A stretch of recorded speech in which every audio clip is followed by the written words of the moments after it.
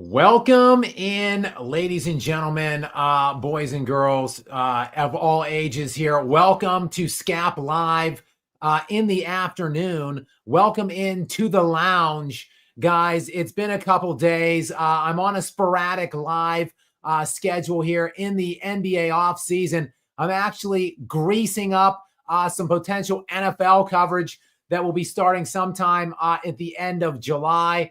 I've also been fighting back, wanting to talk some tennis on my channel as well. There was an epic Wimbledon final match. We had some great matches throughout the weekend. So I want to talk. I want to start expanding beyond the NBA.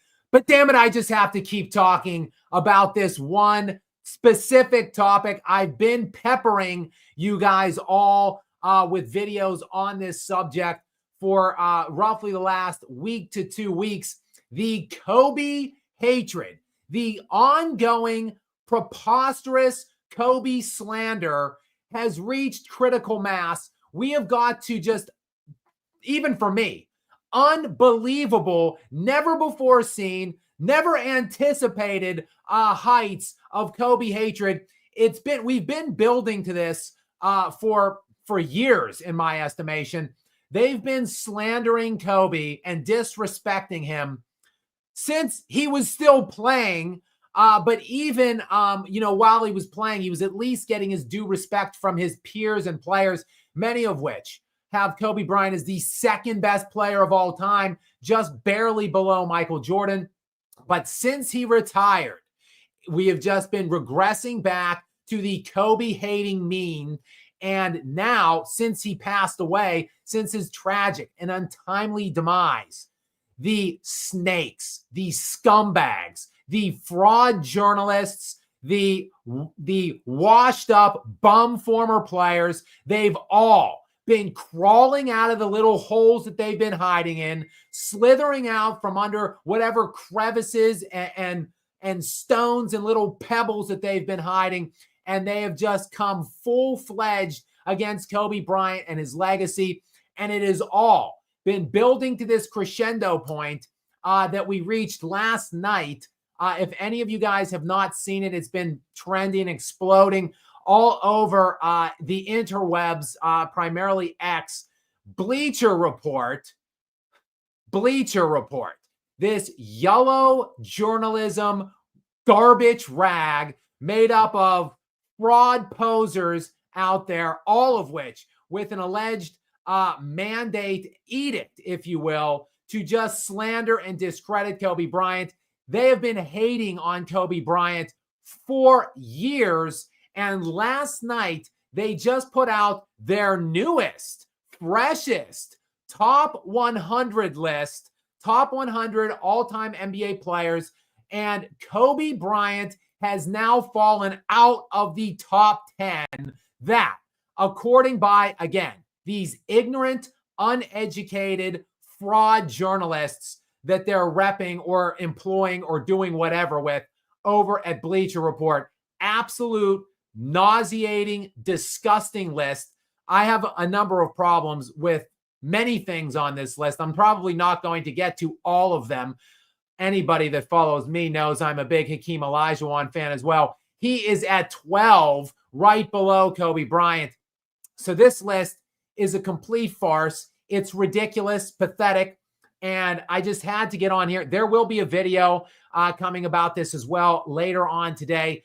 I just can't help myself. I keep trying to get away from at least the NBA for the offseason, certainly the Kobe topic, but I can't. They won't let me. The internet, the scrubs out there, the former NBA scrubs, players scrubs that have their podcasts now, these Clutch Sports paid for journalists, whatever the hell they're doing at Bleacher Report, they won't let me. They keep slandering Kobe Bryant. I feel compelled to get on here and give some kind of a reaction, some kind of a response to it. And I just have to get on. I figured a video will be forthcoming, but I want to talk in more detail about it. So I thought a live would be perfect to get back on and reconnect with some of you guys. And look, I have to talk about the elephant in the room. Steph Curry This is the one thing that my fan base and I do not see eye to eye on. I am not a big Steph Curry guy. I have gone against Steph Curry on my channel, on my videos, in live streams in the past. This is the one thing that I get a lot of pushback from all of you guys on. Therefore, I actually give Steph Curry a pass in most cases. I don't go in on Steph Curry that much anymore. I actually do respect Steph Curry. I admire what he's done for the NBA. I admire what he's built himself into with the physical tool set that he has at his disposal. But the reason I've been bringing Steph Curry down, and I'm not even bringing him down, I'm just trying to paint an adequate and accurate depiction of what Steph Curry is and what he has been throughout the course of his career. The reason I've been on this quest to try to normalize the way we're looking at Steph Curry, to try to bring some kind of context into him, is because I knew this is where we were going. I knew this is where we've been working towards all along. For like the last 5 to 10 years, I've known it, I felt it, and this is why I've been going at Curry. You guys have all been fighting against me, defending, supporting Steph Curry, and now this is where we're at. Freaking Bleacher Report has Steph Curry at 10 and Kobe Bryant at 11. Now, I have a lot of issues with a lot of players above Kobe Bryant. I don't make any qualms about it. I don't try to hide it or disguise it or talk around it. I have Kobe Bryant at number 2 on my all-time rank. I have Kobe Bryant very close to Michael Jordan on my all-time rank. I think Michael Jordan's resume is better. Therefore, I have Jordan above. But I think the tangible product on the court is extraordinarily close. But look, I can understand if you don't have Kobe at number 2. I can understand if you don't have him at 3. I can even understand if you don't have him in your Mount Rushmore. Trying to get Kobe outside of the top 5 is insane to me. If you ever watched basketball in your lives, if you've ever studied any other eras, including Kobe Bryant's and all of the other ones throughout NBA history, it is impossible, in my estimation, to have Kobe Bryant outside of the top 5. With even that said, I would concede him not being in your maybe top 6. 7th is the lowest I would ever fathom seeing Kobe Bryant on any list. And this garbage can periodical, Bleacher Report, has him at 11. But again, this is where we've been working towards. This is the point we've been getting to over the last, 10, 15, 20 years. It's been really a concerted hit job against Kobe Bryant since he was playing in the NBA, and it's just gotten worse and worse and worse. And now to see Steph Curry on a list above Kobe Bryant, make it all make sense. Kobe Bryant is a vastly superior offensive player than Steph Curry is. Vastly. It's not close. It is not comparable. Kobe Bryant has more 50-point games than Steph Curry and Kevin Durant have combined. Remember how we're talking last live about what a great scorer Kevin Durant is and how good Kevin Durant is on the all-time rank?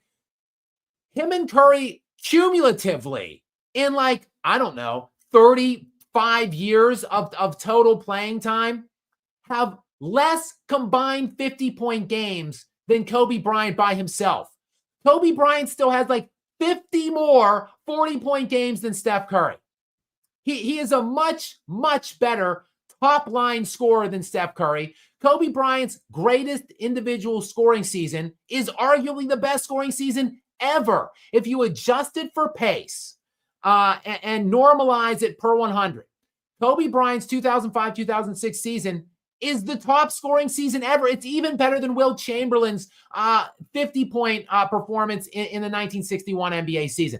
That's how good of a scorer Kobe Bryant was in his peak. Much better than Steph Curry. But then you have to realize Kobe Bryant is 4th on the all-time scoring list. Steph Curry, I know he's still active, but at current is 24th on that same list. Kobe is 4th in playoff scoring. Steph Curry is 10th. There is no way you can paint a picture to me which can get Steph Curry even close to the offensive capabilities of a Kobe Bryant.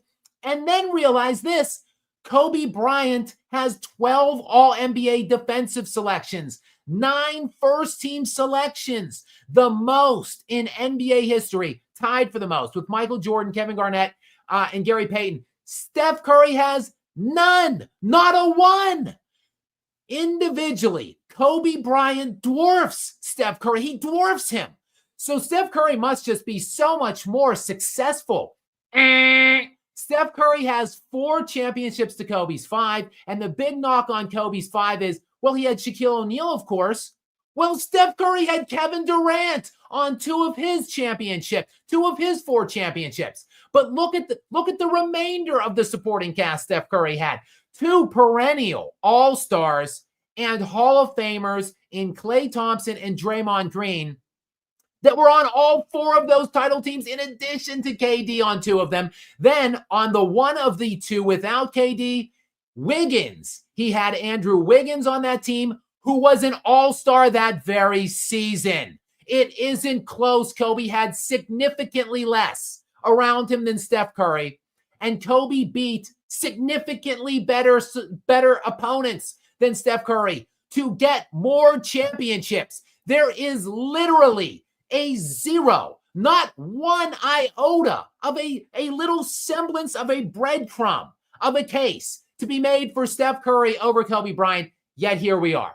Here we are with Bleacher Report putting Steph Curry at 10 and Kobe Bryant at 11. Ladies and gentlemen, the slander has reached cataclysmic levels against Kobe Bryant. It is almost unimaginable to me.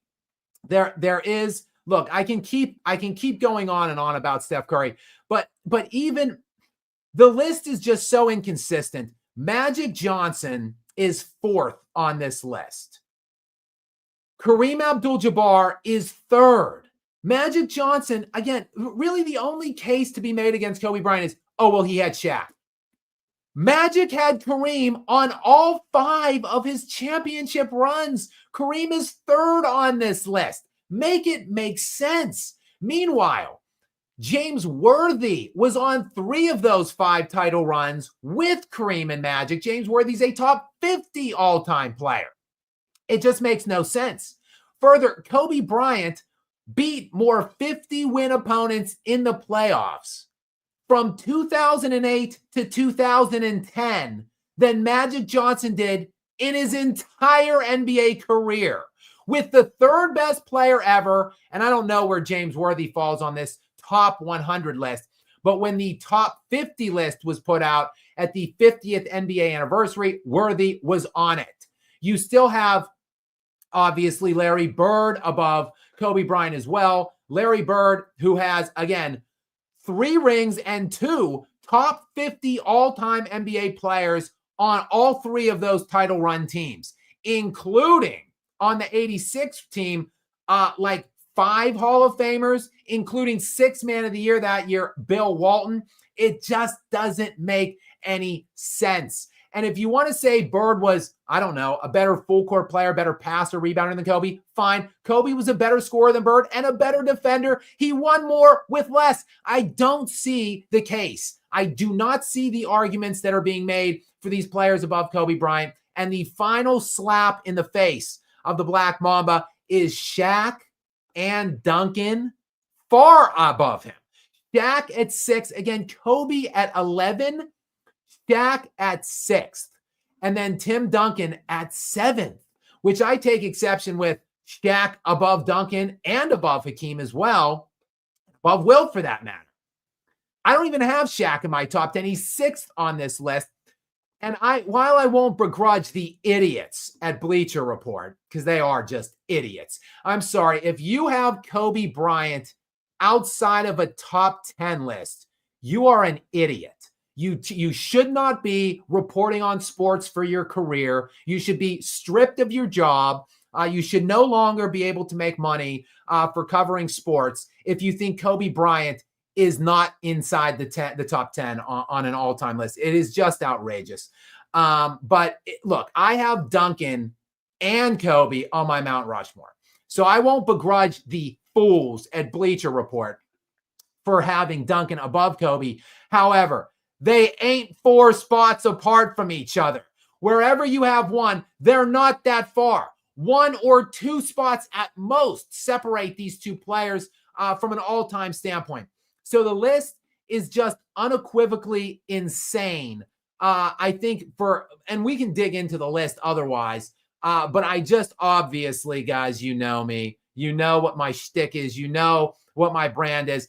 I see Kobe outside of the top 10, and it's like waving a red flag in front of a bull right now. So I just had to get on here and get that rant off of my chest. I promise I will try to use my indoor voice moving forward while we unpack some of the remainder of this list. I think there's some other just absolute ridiculous things at play here in it. I do have Gary moderator here, former moderator Gary, now known as Gaslighter Gary or Gary the Gaslighter. He is here as well. We'll bring him in one moment as well. I just want to round out. If you guys haven't seen it, if you're not looking at it, I just want to give you the top 10. It's Jordan at 1. No surprise, LeBron James, who Bleacher Report, what is the annual, this is what we need to get to the bottom of. What is the annual stipend being paid from Clutch Sports to Bleacher Report? Obviously, the entire, Clutch Sports is doing some kind of a paid sponsorship thing of some sort. They are funding Bleacher Report in some capacity. Of that, I'm certain. LeBron at 2 all time. Kareem 3, as I mentioned before. Magic 4. Bill Russell at 5, which will obviously, that will probably carry with it a bit of controversy as well. I myself, though, have Bill Russell, I believe it's 7 on my all-time list, so I don't fluctuate too far from the morons, the village idiots at Bleacher Report on that one. Shaquille O'Neal at 6, Tim Duncan 7, Larry Bird 8, Will Chamberlain 9, Steph Curry 10, as I said, to round out the top 10. Then Kobe and Hakeem Olajuwon just outside of the top 10. To me, they're both lock top 5 players. I think you can make a case that Hakeem has arguably the highest peak in NBA history. He's sitting back there at 12. Then we've got, I'll just round out the top 20, actually. Kevin Durant at 13, Oscar Robertson at 14, Jerry West 15, Kevin Garnett at 16, Nikola Jokic at 17, Dirk Nowitzki 18, David Robinson at 19, and Dr. J. Julius Erving rounding out your top 20. I have the top 25 written down we can talk about in a bit, and a couple other suspicious finishes I thought that I also marked down here that we can review. But we just hit the 18-minute mark. We've got 670 people in here. Welcome to the party, pals. Thanks for joining me here in the lounge in Skap Live at this kind of special day and time, just this impromptu lounge event here in Skap Live. About 700 people here. Many thanks to all of you for joining with us here. And we've got 9 super chats already lined up. We're going to address, we'll dig into some of these super chats probably here in a moment. But first, let me welcome in Gaslight Gary to the show. Gary, what's up, brother? How have you been? I've been pretty good. How you guys been? I've been missing my Indiana fans. I haven't seen them in a while. And so I'm so glad to be back in here. It's kind of funny, though. We don't see a lot of the Indiana fans in here. But hopefully some of them will sporadically show up because I miss them. Yeah, we'll see. We've got a lot of activity here. About 400-ish comments now going in that live section, like I said, in the live chat area, and 9 super chats. Gary, I couldn't help myself. I'm actually heading out of town here this week, so I was just kind of planning on taking it easy this week, to be honest with you. I put out a very popular and much beloved video about LeBron James and the Lakers being done with LeBron. And I figured I was just going to kind of sit back and rest on that, wait and see what happens with the Bradley Beal buyout, right, which I speculate is going to happen today. And then probably the ensuing dominoes that are going to fall after that, like Al Horford, Chris Paul, probably maybe do something on that. But I'm laying, again, I'm just minding my own business, guys. I'm laying last night watching TV, and I just decided, oh, let's see what's going on X. And I light up the X machine, and I happen to see like 70,000 mentions of Kobe Bryant. Kobe Bryant is trending, and I'm like, oh boy, what now? Anytime I get on X and I see Kobe Bryant trending, it's a hit piece. 100% of the time, it is some slanderous hit piece on Kobe. So I didn't even want to click on it. I did, much to my dismay, to see this ridiculous Bleacher Report top 100 list that had Kobe. Look, they've had Kobe around 10, so it should come as no surprise. But to see them put Steph Curry above Kobe is absolutely reprehensible to me. But I knew we were coming to this point, Gary. I knew it. This is why I go against Curry. And you've pushed back on me at times, and everybody on my channel pushes back on me. And I know, Gary, you're not. I know you're not. No, I'm not arguing with you. I'm stressing a point. You can if you get a good defender on Curry, he's rendered ineffective. If you play lights out defense on him, like if you stuck Kawhi Leonard on him, he wouldn't do anything. He'd have to pass the ball whenever he got it because he's so small. So that's why he's not on Kobe Bryant's level, because Kobe can make adjustments. Steph has to get open and create a shot, which he's very good at, and we love him. He's definitely, you would agree, he's a top 20 player, but he's not a top 10 player. He's not over Kobe Bryant. That's the point, is that he can get locked down very easily if you know how to play defense correctly on him. And he plays half the floor. He's a non-existent defender. People routinely destroy Nikola Jokic and diminish what Nikola Jokic is a much better defender in my estimation than Steph Curry. Much better. So it just doesn't make sense. And the reason I wasn't trying to argue with you, but you and other people, when you push back at me, you're just trying to get me to accept like admit that Steph Curry is an all-time great player, which I'm fine doing. The reason I have been so outspoken against Curry is because I knew this is the thing that I was preemptively planning for. Like, the conversations have been percolating for years. This is the first time I've definitively seen like a reputable publication put Steph Curry above Kobe Bryant, though. And to me, it is insane. It's also insane. Shaquille O'Neal at 12. I don't want to belittle Shaq here, especially because Shaq has already come out and said Kobe at 11 is insane and criminal. And look, Shaq is one of the most outspoken Kobe advocates now at this point. So I don't want to, I'm not trying to slander Shaq here. I'm not trying to do a reverse. I'm not trying to take the Kobe slander and reverse it on Shaq. But to have Shaq at 6 and Hakeem, again, I'm really high on Hakeem too. Right. To have Hakeem at 12, like Hakeem humiliated Shaq head-to-head in the NBA Finals. Humiliated him. And Shaq had a first-team All-NBA 2 that year in Penny Hardaway on his team. Yes, Shaq was young. Yes, Hakeem was a veteran. But still, Hakeem just abused Shaq and still ended up getting 2 championships somehow. Shaq, yes, has 4. But Hakeem played with virtually nobody his entire career. He had like a fringe all-star the first 2 to 3 years of his career, then not again till he was in his 30s when they acquired Clyde Drexler at the 95 deadline. They would have won a championship in 86 if it had not been for the all-time historic great team of the Celtics. Correct. They lost in the finals. Third year in the league. Right. They lost in the finals to the Celtics that year. So to have Hakeem that much lower, like, what if Kobe Bryant, again, to me, is the second best player ever? If you want to nitpick and say top 5, top 7, fine. Even if you want to call him 11, which Bleacher Report absurdly is doing. What if you gave Hakeem Olajuwon that caliber of player? Give him that replacement level player for 8 years, which is how long Shaquille O'Neal played with Kobe Bryant. Hakeem would have more rings than Shaquille O'Neal, in my estimation, because Shaq then went on to play. He won his other ring with Dwayne Wade, who is 23rd on this list, this Bleacher Report list that they just put out. And at the time that Wade was playing with Shaq when they won that title in 06, Wade had ascended he was a top 5 2 guard of all time.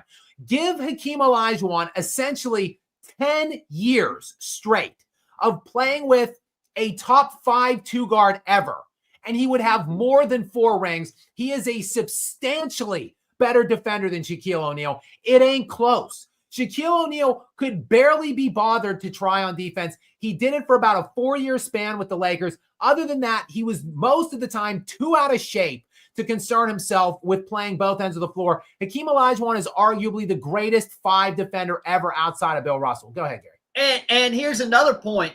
Had Hakeem had a team built around him like Shaq had in Orlando, then very possibly Jordan has less rings because he ends up beating the Bulls in some of those. So it's possible. It's possible. I'm not saying it would happen, but it'd be possible. Hakeem would be in the GOAT discussion because Jordan would have less than 6, and Hakeem, who knows how many he would have.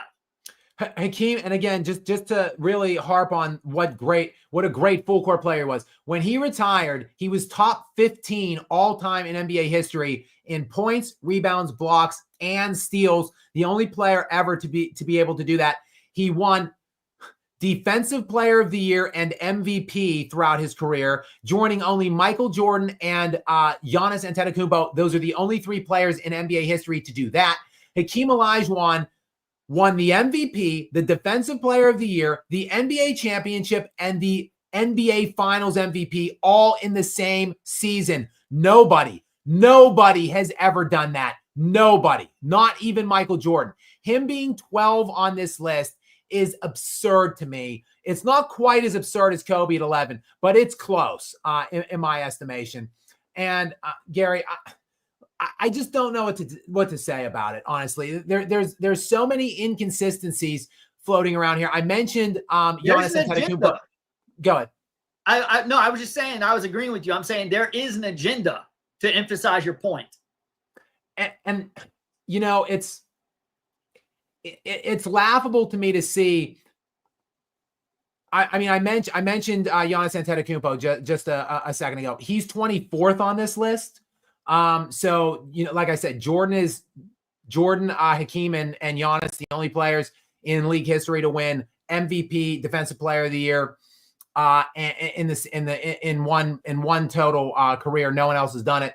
Giannis also has 2 league MVPs, not just 1, 2, and he's won an NBA championship with Chris Middleton as his second best player. And yet somehow Giannis Antetokounmpo at 24 seems a bit low to me in terms of Kevin Garnett at 16, Kevin Durant at 13, Steph Curry at 10, and you get Giannis all the way down at 24. To round out, I will round out the top 25. Welcome in, guys. 813 people now. This is fringing on one of my highest live streams yet, actually, and it's in the off season here in July. Crazy that you guys have all found me here at this special day and time in the lounge. Welcome in to all of you now. 833 people. We've got 12 super chats. I will get to those in one moment here, Gary. We'll hit those in a second. I just want to round out the top 25. Moses Malone. So Julius Erving we left off with at 20. Moses Malone at 21. We've got Karl Malone at 22, Dwayne Wade at 23, Giannis Antetokounmpo, as I mentioned, at 24, Charles Barkley at 25, and that's your top 25. And just 2 others that I wrote down that I thought were interesting, Scottie Pippen at 28, Kawhi Leonard at 32. So we can talk about any number of the rankings, go any which way that you guys might want to hit on this top 100. I would actually, there's a couple things I would like to look into. So maybe when Gary's reading something, I might kind of take a little peek. Oh, by the way, Clyde Drexler's at 39. So that's who Hakeem Olajuwon got Clyde Drexler on his team at the trade deadline in 1995. I believe Hakeem was, I want to say 31 or maybe, let me see exactly how old the Dream was at that trade deadline. He was 32 years old.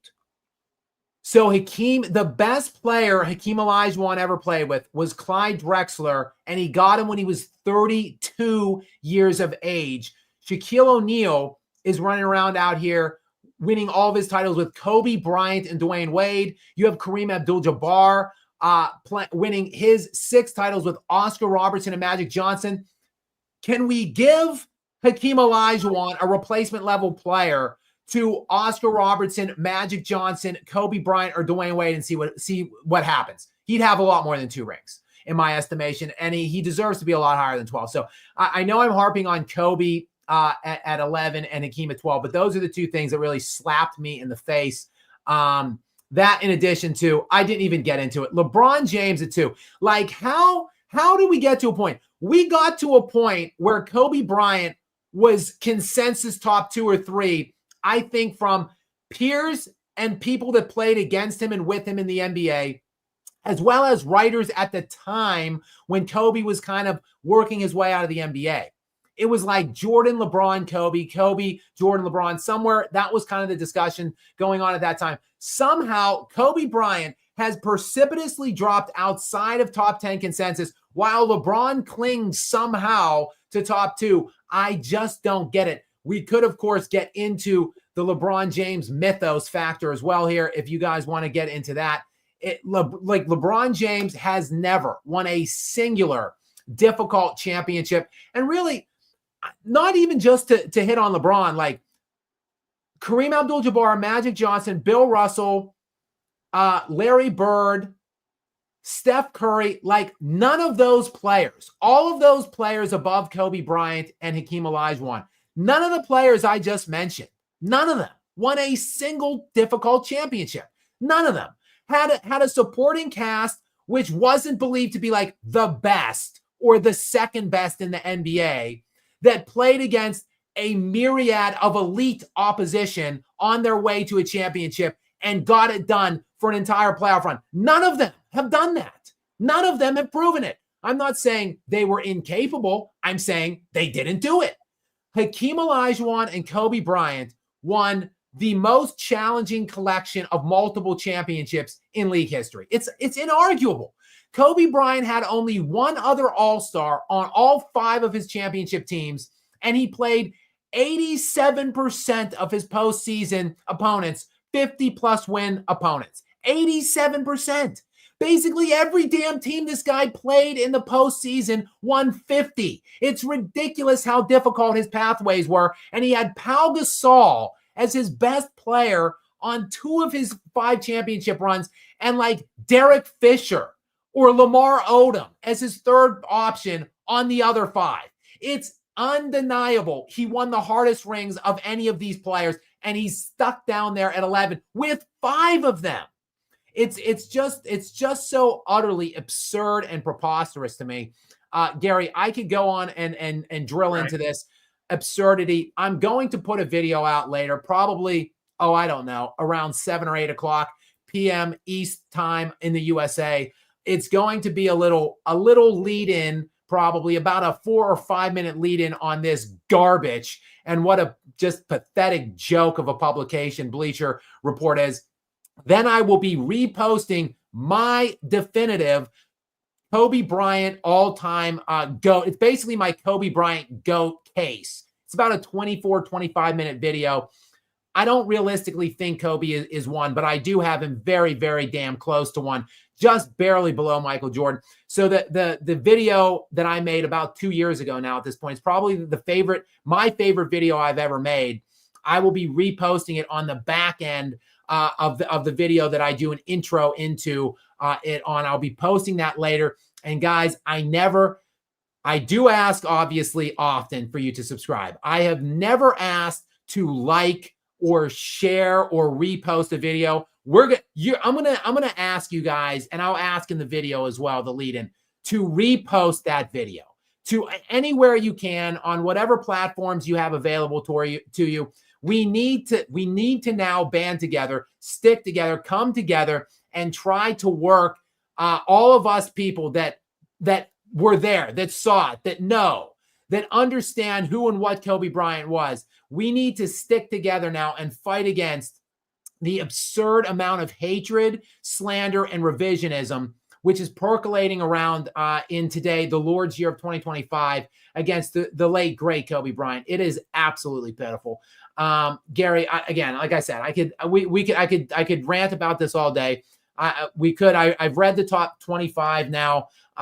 Any direction you guys, Gary, you want to go, or anybody else here in the comment section wants to go, I'm here for it. We now have 900 people in here, 902 people on the live stream. Can't thank you guys enough for coming out and finding me here today and joining us on this topic. I really do appreciate it. And we're 35 minutes in at this point into the lounge. The waters are warm, and we have 17 super chats already queued up in the first 35 minutes. So I guess, Gary, we should just go ahead and dive on into these. Oh, and I think my Serbian brother is on board here first and foremost to fire the first shot. Gary, go ahead and read this one for me. What else is new? Bleacher is a complete crap. It is that's our boy. I believe Darko Rajakovic is also Serbian. So that is our mutual Serbian boy. One of my favorite drops of all time. It's a complete crap, and it absolutely is. The this list and Bleacher Report as a whole, complete crap. And the craziest thing about it is, I subscribed to Bleacher Report like, I don't know, 15, 20 years ago, a free subscription thing where they send you mail. I have tried for like a decade now to unsubscribe to this garbage trash can periodical. Like, I can't do it. I keep hitting unsubscribe, deselect, do not send me any more of your stupid articles via email. I can't do it. They keep spamming me continually with their trash. And I saw, after I saw this hit X, I went into my email and I saw they had emailed me the list. Bleacher Report, get out of my email. Stop. We must stop this. Please. I don't want any more. I don't want to see any of your stupid listicles, any of your dumb articles. I don't like anybody that writes for you. I think all of your staff reporters at this point should be drug tested, at the very least, given an IQ test. We need to implement some kind of standards over there at Bleacher Report. Obviously, there are none at this point. Gary, go ahead with our next one here. So are you a fan of Bleacher Report? I'm not a fan, Gary. Not a fan. Skap, thanks for doing this. I'm a big fan. The Kobe Hakeem slander is insane. Kobe is second all-time to Jordan. Must clutch sacrifice Kobe for Bron. Let me say something real quick, Skap. Here's the thing. I believe this is the motivation behind the Kobe slander. Obviously, they want to try to create the illusion that LeBron is the GOAT, that he's better than Jordan. But obviously, there's been a lot of pushback, and the vast majority of people still hail Jordan as the GOAT. Also, a lot of us hail Kobe Bryant better than LeBron. But that's a closer competition. So what they're doing, if we can create the illusion that LeBron is greater than Kobe, then we're one step closer to putting LeBron up there with Jordan. This brings me to my point. This is why I made that Kevin Durant video. I am trying to neutralize what they are doing. I am trying to elevate, and I'm trying to prove a point and make a case that Kevin Durant actually is better than LeBron. Because if LeBron slips down and he slips under Kevin Durant, then he's not even close. Not only is he not close to Jordan, now he's not close to Kobe either. So that is what I was doing there. And I know I'm going to get a lot of pushback. I created a good case for that, though. Well, I'll say this, Gary. Whatever you think of your case for Durant over LeBron, I'll say this. Just like I said with Duncan and Kobe being that far apart, Duncan at 7, Kobe at 11, it's ridiculous to have that big of a variance between them. LeBron at 2 and Kevin Durant at 13, also ridiculous. Same with Steph Curry for that matter. Steph Curry, while I don't think Steph Curry's above Kobe, he ain't 9 spots worse than LeBron or whatever it is. Like Steph Curry at at 10 and LeBron at 2. He's not 8 spots apart. Though Kevin Durant, Steph Curry, and LeBron James are a hell of a lot more bunched in than anybody wants to give credit for. Because why? Because of LeBron's all-time, his counting stats, his counting accolades. Who cares? Like these guys were peers. They were absolute. I think you can make a case for either one, any one of those three above the others. For basically their span of prime, like, I don't know, 2012 to 2020, you can make a case for any one of those guys being above the other one. So I'm sorry. I'm not just going to sit here in hindsight and say, oh, well, LeBron scored more points. So what? Kobe scored more points. Kobe scored more points than Magic Johnson. I don't see him above Magic Johnson on the list because he scored more points. We're looking, it's more of a nuanced conversation than that. And just the way the idiosyncrasies, just the inconsistencies, I should say, in Bleacher Reports, like they use a case for one player and then don't use it for another player. Like nothing is adding up on this list. It's absolutely insane. Gary, before we move on for the next one, by the way, for MFO Gaming, you never have to thank me. This is me pushing back against the Kobe hatred and slander and the hits that are coming from him. That's something that I thank all of you guys for coming out here and supporting me and trying to build my voice and spread my message as much as you guys can to help me to get this messaging out, to get this content out, because there are so few people left that are standing up for Kobe Bryant. I'm not doing it for likes or for money or whatever. I'm just trying to fight back. Like, I see this. I was like fighting. I was like yelling at my wife when I woke up this morning because I was so annoyed, so on edge, so aggravated because I went to bed looking at this list, looking at the comments, woke up looking at the same thing. And I was just so on edge. Like, I just felt like I needed, rather than fight and yell at my wife anymore, I figured I would jump on a live stream with all of you guys and rant there. But before, so MFO, thank you. And Yvonne, I just want to thank Yvonne one more time. He let us off.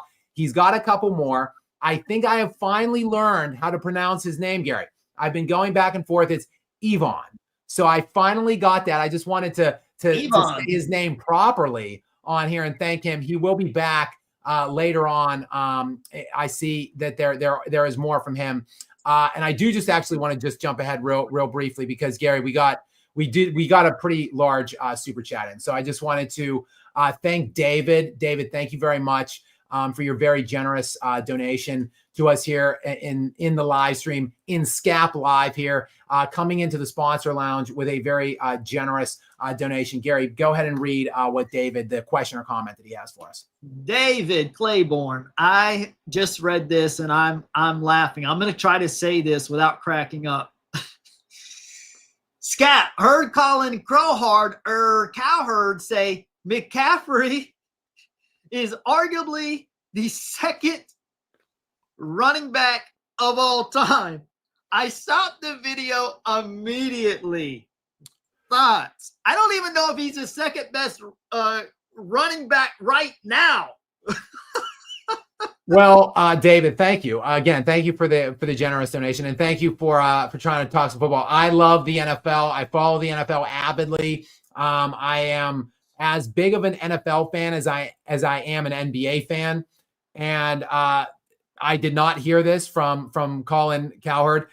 It doesn't surprise me because the guy is insane. He has, Gary, I know you're kind of I think, Gary, you're kind, not a fan, but like you think he kind of gets a bad rap some of the time. I like listening to him at times because he has some thoughts that are outside the box on certain things. But I disagree with half the things he says. And the other things that are outside the box, I don't necessarily agree with, but I like that there's a different perspective that I can go to and listen to at times. But overall, affectionately, I think he's an idiot for the most part. Yeah, no, I couldn't agree more. I think he is a moron. But maybe he writes for Bleacher Report. Maybe Colin was part of, maybe he was a contributor on this top 100 because he has been bootlicking and jock sniffing LeBron James for the better part of 15 years now. And he's been a Kobe hater for years as well. And his football takes are unequivocally insane as well, just like his basketball takes. I heard him talking, Gary, who was drawing a complete blank now. I believe he played for Ohio State, quarterback Dwayne Haskins, who tragically passed away. Oh, he got hit by a truck on on an interstate. Yeah, some interstate in Florida. Actually, I think he was training. He was drafted and he was playing for the Steelers at the time. Right. But he was training in Florida over the summer. The street early in the morning and he got hit by and then Colin Cowherd put him on a rankings video for the upcoming season months later. Yes. So Colin Cowherd, put Dwayne Haskins. He was talking about all the quarterbacks he would rank above a specific, I forget what specific player they were talking about, but he had a list up on like a Chiron. They pulled up the graphic card and Dwayne Haskins' name was on the list of players that he had ranked above.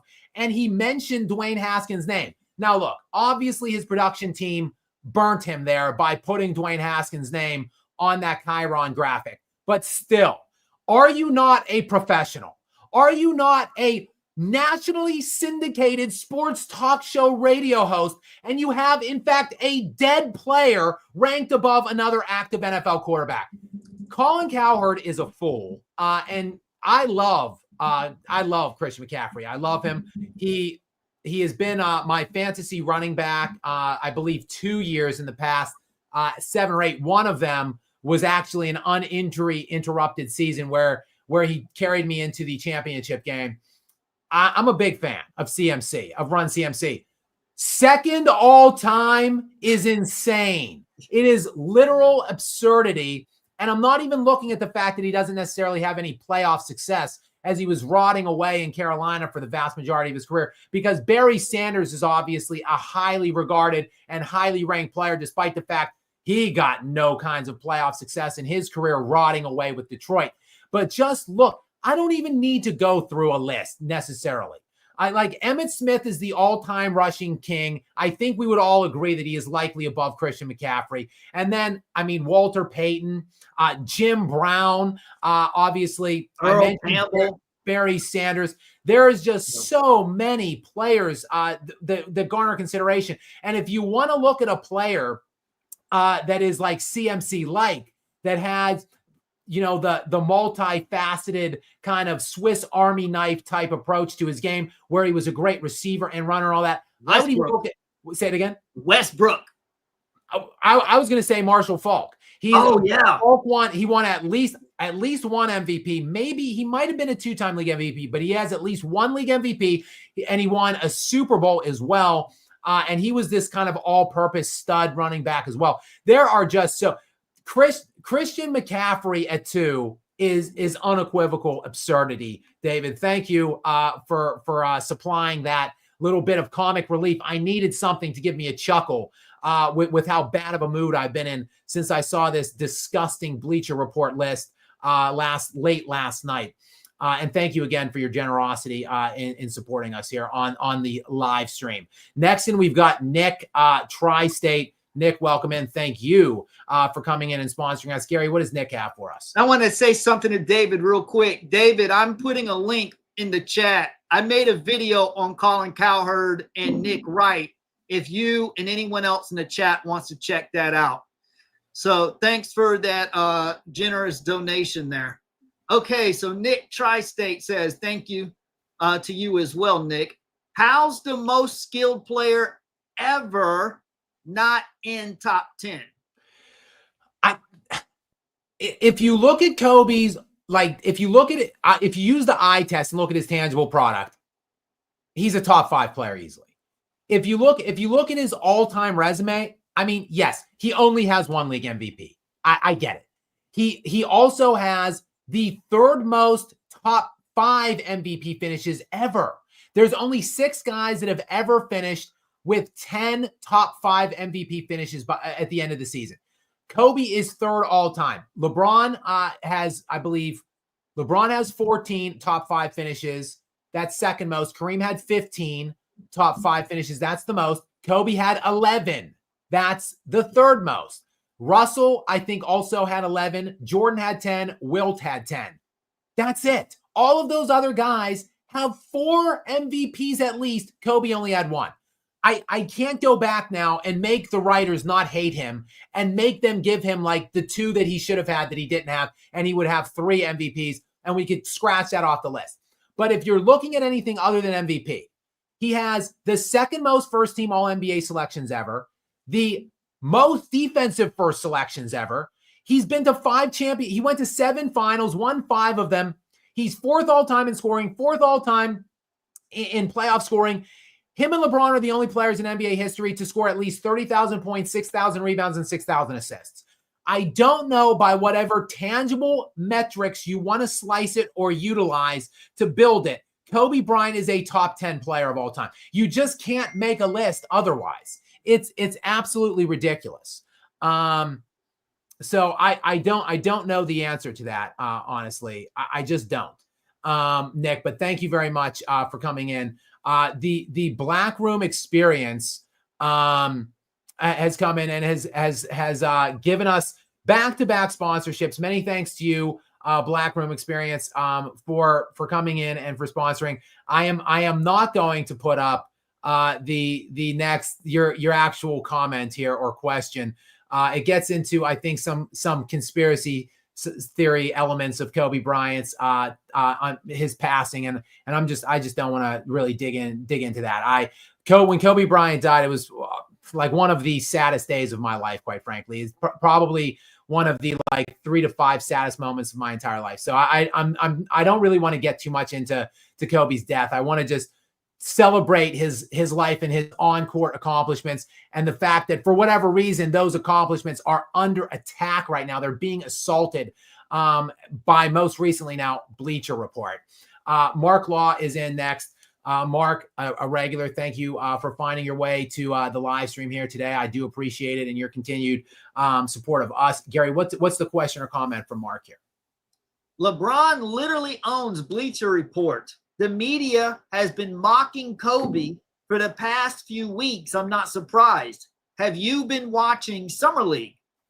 Yeah, I think maybe LeBron's got to have like some kind of a shell investment of some sort. LeBron, I think like LeBron has like the primary majority of his funds, I'm certain of it, in some kind of offshore account in some, I don't know, like the Cayman Islands or something. And he just owns a number of subsidiaries and shell companies that own some of these other things like Bleacher Report. I'm certain by it. They're obviously funding a lot of these alleged journalists, YouTube contributors or people on Instagram, the bootlickers, the jock sniffers, of which they are plentiful. So I'm certain that LeBron is somehow, some way, has his hand behind this, Mark. There's no doubt in my mind. I have been watching some Summer League hoops. I watched both of Cooper Flagg's games. That's all there's going to be. He will only play 2. He had a very poor debut game in my estimation. He shot really badly from the field, 5 of 21. Major bounce back performance though in his second game, I believe against the Spurs. He had, I think, 31 points on 10 of 21. And he's proving to be a full court player. He's playing on the defensive end just like I thought he would. He's filling up the stat sheet. He's rebounding. He can assist. I'm telling you, he will average 20 points per game, 5 rebounds, and 5 assists this year. Mark it down.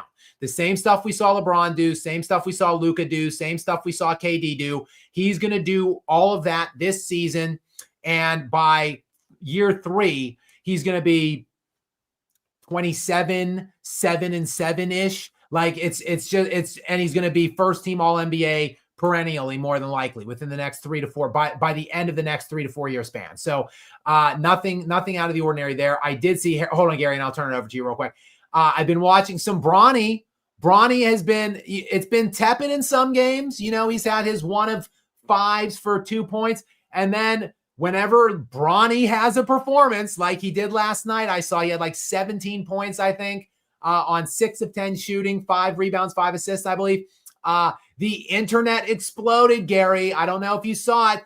People were, oiling themselves up, getting the candles lit, sliding into a hot tub to type thumb out their little posts on Bronny being a better player than Dalton Connect. That's the takes, Gary, percolating around the interwebs now after last night's Summer League Lakers game, that Bronny, in fact, was not a Nepo draft, that he is in fact better than Dalton Connect, their first round pick in that same draft. So I have been watching, I've been checking in whatever games I can get my eyes on, Mark. I have been. Gary, go ahead. I don't know what you wanted to say before, or if you wanted to comment on that Dalton Connect. Was that narrative published by Bleacher Report? So I wanted to just ask your opinion, what you thought about from the Spurs in Summer League, because you said you watched them against the Mavericks. I think Dylan Harper looks good, and I think Carter Bryant could potentially be another Dennis Rodman type. What do you think about Carter's defense? Yeah, no, I love everything that the Spurs are doing everything right, Gary. Credit to you, have been harping on it for like over a year now about their build out, how they're essentially, they've got, look, the best defensive player in the world by a lot when he's healthy in Victor Wembanyama. And he still is only like 21 years old. So what the Spurs have systematically been doing is just building defensive oriented pieces around him. So now they just have, as what they're basically doing is they're building the Thunder. Like they have 5 to 7 guys that are young, long, athletic, interchangeable defensively, and they're just going to be an absolute nightmare for many years to come. I think you've been saying it like, let's build for the future beyond like maybe 3 to 4 years when the Thunder maybe will be then kind of crescendoing down, then the Spurs can kind of take over. I think Houston has thrown a monkey wrench in for the interim. I think Houston now is a really interesting and viable contender now for this, like the next 2-ish years. I think Houston might be maybe the best team in the NBA now. I'm gonna dig in and do a video on them, but I think the Nuggets have gotten much better. I think they're a viable contender, and the Spurs are going to be much improved, even though they're still probably 2 to 3 years away from serious contention, where they're like a Western Conference Finals contender maybe, or an NBA champion potentially. I still think they're going to be way better this year. I could see them maybe being like a 4 or 5 seed actually this season, depending on health, of course. And what do you think?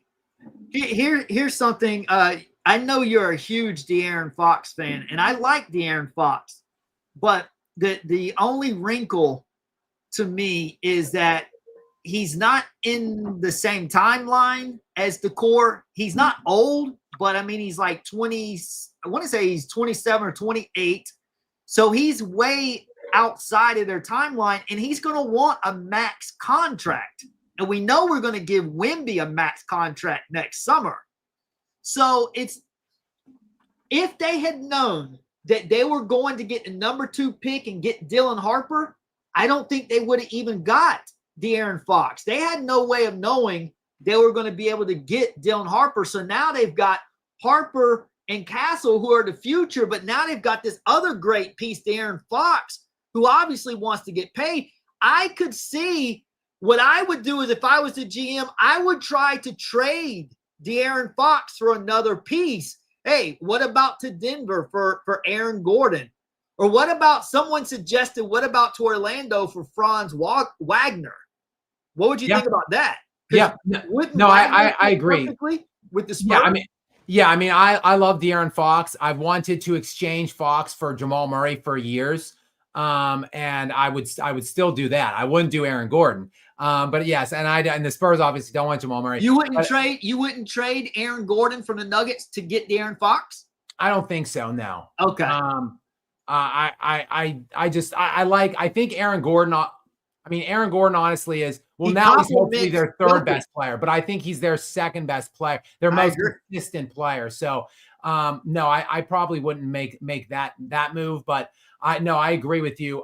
While I love De'Aaron Fox, I would not hesitate to move on from him if I were the Spurs. I don't think, obviously, they were not expecting to get that second pick that they got this year. Had they gotten it, they would have never made that acquisition. I don't think so. I think now you just flip him sometime before this trade deadline, ideally, and move on from him. We need a forward. If we get a forward, we are going to be formidable. We need a nice forward. All right, next we've got, guys, sorry, thank you so much. We've got now 31. We're an hour in to this to the live chat here in the lounge, an hour in to Skap Live in this special day and time, pushing back and battling the Kobe slander. And we've got 31 super chats now queued up. Thank you guys so much. I will get to every single one of them. So I am a little bit behind on some of these. So I will be addressing them all, though, before I consider signing off. So thank you, guys. Let's get to the next one from Mind of the North Star. Gary, what is the question from Mind of the North Star? And thank you so much for your generous donation here. He says, I'm about 5'10", 185 pounds. I work in IT. The gap between Jeff Teague and myself is smaller than the gap between Teague and Kobe. There's a full-scale social media assault on the true legends from bums. I know. I agree with that. And I put out a video recently on what Mind of the North Star is talking about right now. I put out a video on Jeff Teague, who, again, was going in on Kobe like about a week ago. It's literally, I'm not fishing. I'm not looking. I'm not trying to make these videos. I go on the internet and I see some new idiot every day, seemingly, just bringing Kobe's name up for no good reason, just to discredit him in some way. And I just feel compelled to get on here and do some kind of a response to answer it in some kind of a way. So if you don't know what Mind of the North Star is talking about, you could go back. There's a video like 2 or 3 videos ago that is on the Jeff Teague situation, and just another day, another slander piece on Kobe Bryant. But I do believe you, Mind of the North Star. I do believe that you're closer to Teague than Teague was to Kobe, and yet Teague would have you believe that he was lighting Kobe up. Apparently, like through Teague's commentary, you would think Teague was dropping like 35 per game on Kobe Bryant. It's just ridiculous how insulting we're getting at this point. The Incorruptible in for the first super chat of the day from him. Many thanks. The Incorruptible is one of our most supportive sponsors, our most generous sponsors, always seems to be in here finding us whatever day or time we're on and giving us some very generous donations. So Incorruptible, welcome to the party, pal. And Gary, what is the question or comment from the Incorruptible? The Mind Game Prop Pod and the Clutch Plants know no bounds. Shaq, Duncan, Steph, Bill, Larry, Lacan, Wilt have no business above the Mamba. All great and successful players, but not on Kobe's level. Again, look, I will say it again. I have Kobe at 2 all time. I understand. I will make a case for Kobe at 2 all time. I will put a video up later today, my definitive, like 25-minute case on why Kobe to me is top 2 all time. I will die on that hill. I will stand on the hill. I will die on it. And then on my tombstone, I will have Kobe top 2 on it. So I'm not making, I'm not trying to, get over on you guys or hide the fact that I rank Kobe very highly. However, I understand if you don't have him at 2. I get it. I disagree with your case. I'll fight against your case, but I understand if you have Kobe as low as 5, 6, 7, 11 is certified madness. It is literal, like you should be institutionalized and put on some kind of medications immediately if you have Kobe Bryant at 11. It's ridiculous. Even me, who thinks very lowly of LeBron James, who will make a case for LeBron potentially outside of the top 10, I will still admit LeBron has a case to be top 10, and I understand what that case is for him to be 10th. Now, I don't have him much higher than that, but I also do not have Steph Curry above LeBron James. So the fact that people are now moving Steph Curry over Kobe Bryant, it's just ridiculous, Incorruptible. Praise the Dawn is in. Guys, a lot of very generous donations, a lot of $10, $20 things today. And then David, of course, gave us that $50. A lot of higher super chats today. Thank you very, very much, guys, for your support and generosity. Praise the Dawn is in next. Gary, what's the question or comment from Praise the Dawn? They disrespected Kobe ever since the Colorado incident happened in 2003. They were saying Kobe was behind, if not better than MJ in 2001. Now he's not top 10. LeBron and his fairy fans ruined the NBA. I'll say this, Praise the Dawn. Again, I don't want to get into too much off the court things percolating around Kobe Bryant, his death, the alleged incident that happened in Eagle County, Colorado in 2003. I don't want to get into all of that necessarily. I will say this. The events that transpired around like 03, 04, it wasn't just the off-court incidents that he was dealing with, the allegations in Eagle County, Colorado. It was additionally, remember, they went through that postseason, and Shaq, he basically forced. There's some speculation, some I'd say unconfirmed or unsubstantiated things about the divorce between Kobe Bryant and Shaquille O'Neal. But right around that same time, Kobe Bryant was a free agent, and Kobe was sick and tired of the same narratives that are dogging him now. He was sick and tired of them back then. Kobe can't win without Shaq narratives. Kobe said, enough. I'm tired of it. I'm out of here. I'm not going to get dogged by these. I can win. I'm the best player in the NBA. I'm better than Shaq. I want to prove it on my own team. So the Lakers basically were informed that Kobe was considering leaving in free agency. I think this is the way it really went. The Lakers decided on their own accord to try to woo Kobe Bryant, who was only, I think, 26 at the time, while Shaq was like 31, 32-ish. To try to convince Kobe Bryant to stay in free agency, they decided to get rid of Shaquille O'Neal. So, but in the media at the time, to them, selfish, ball-hogging Kobe Bryant forced Shaquille O'Neal out of town.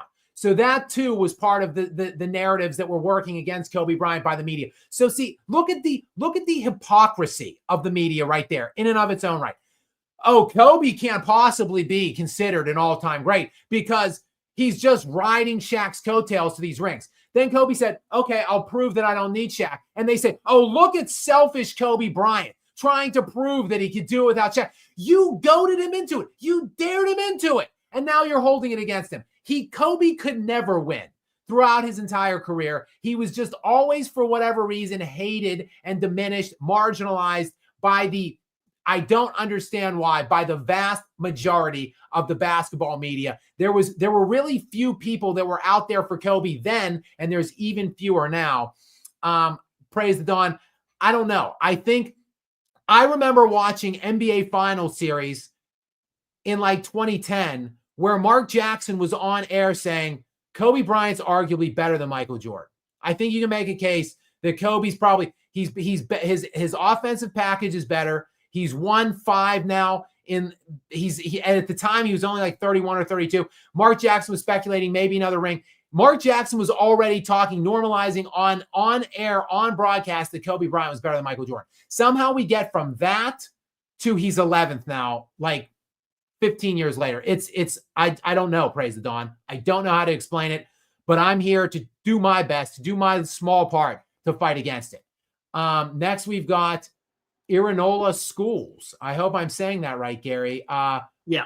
Irinola Schools. I don't know. But many thanks to you for coming on and supporting us here. I do appreciate it. Gary, what is the question or comment from Irinola Schools? Skap, I'm surprised you haven't talked about this. If you gave 1 point to all players for major accomplishments, rings, MVP, finals MVP, scoring title, all NBA, NBA defense, all-star MVP, it's MJ, LeBron, Kareem, Kobe. Yeah, I mean, I've never really dug into it or tried to quantify it or look at it. I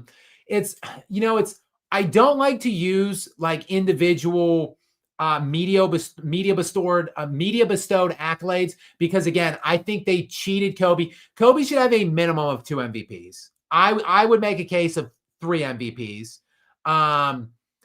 And the fact that he has only 1, it's just criminal. So I try to kind of lead the conversation away from league MVP. There's no way, shape, or form that a guy that led the NBA in scoring for 14 straight years. If you look at Kobe's 14-year peak, he led the NBA in per game scoring and in total points scored. There's no way that that guy that was 12 times on an all-NBA defensive list during those 14 years, who went to 7 finals and won 5, you can't make me a case that he wasn't the best player in the NBA more than 1 time. It's disgusting that they found a way to get him only 1 league MVP somehow.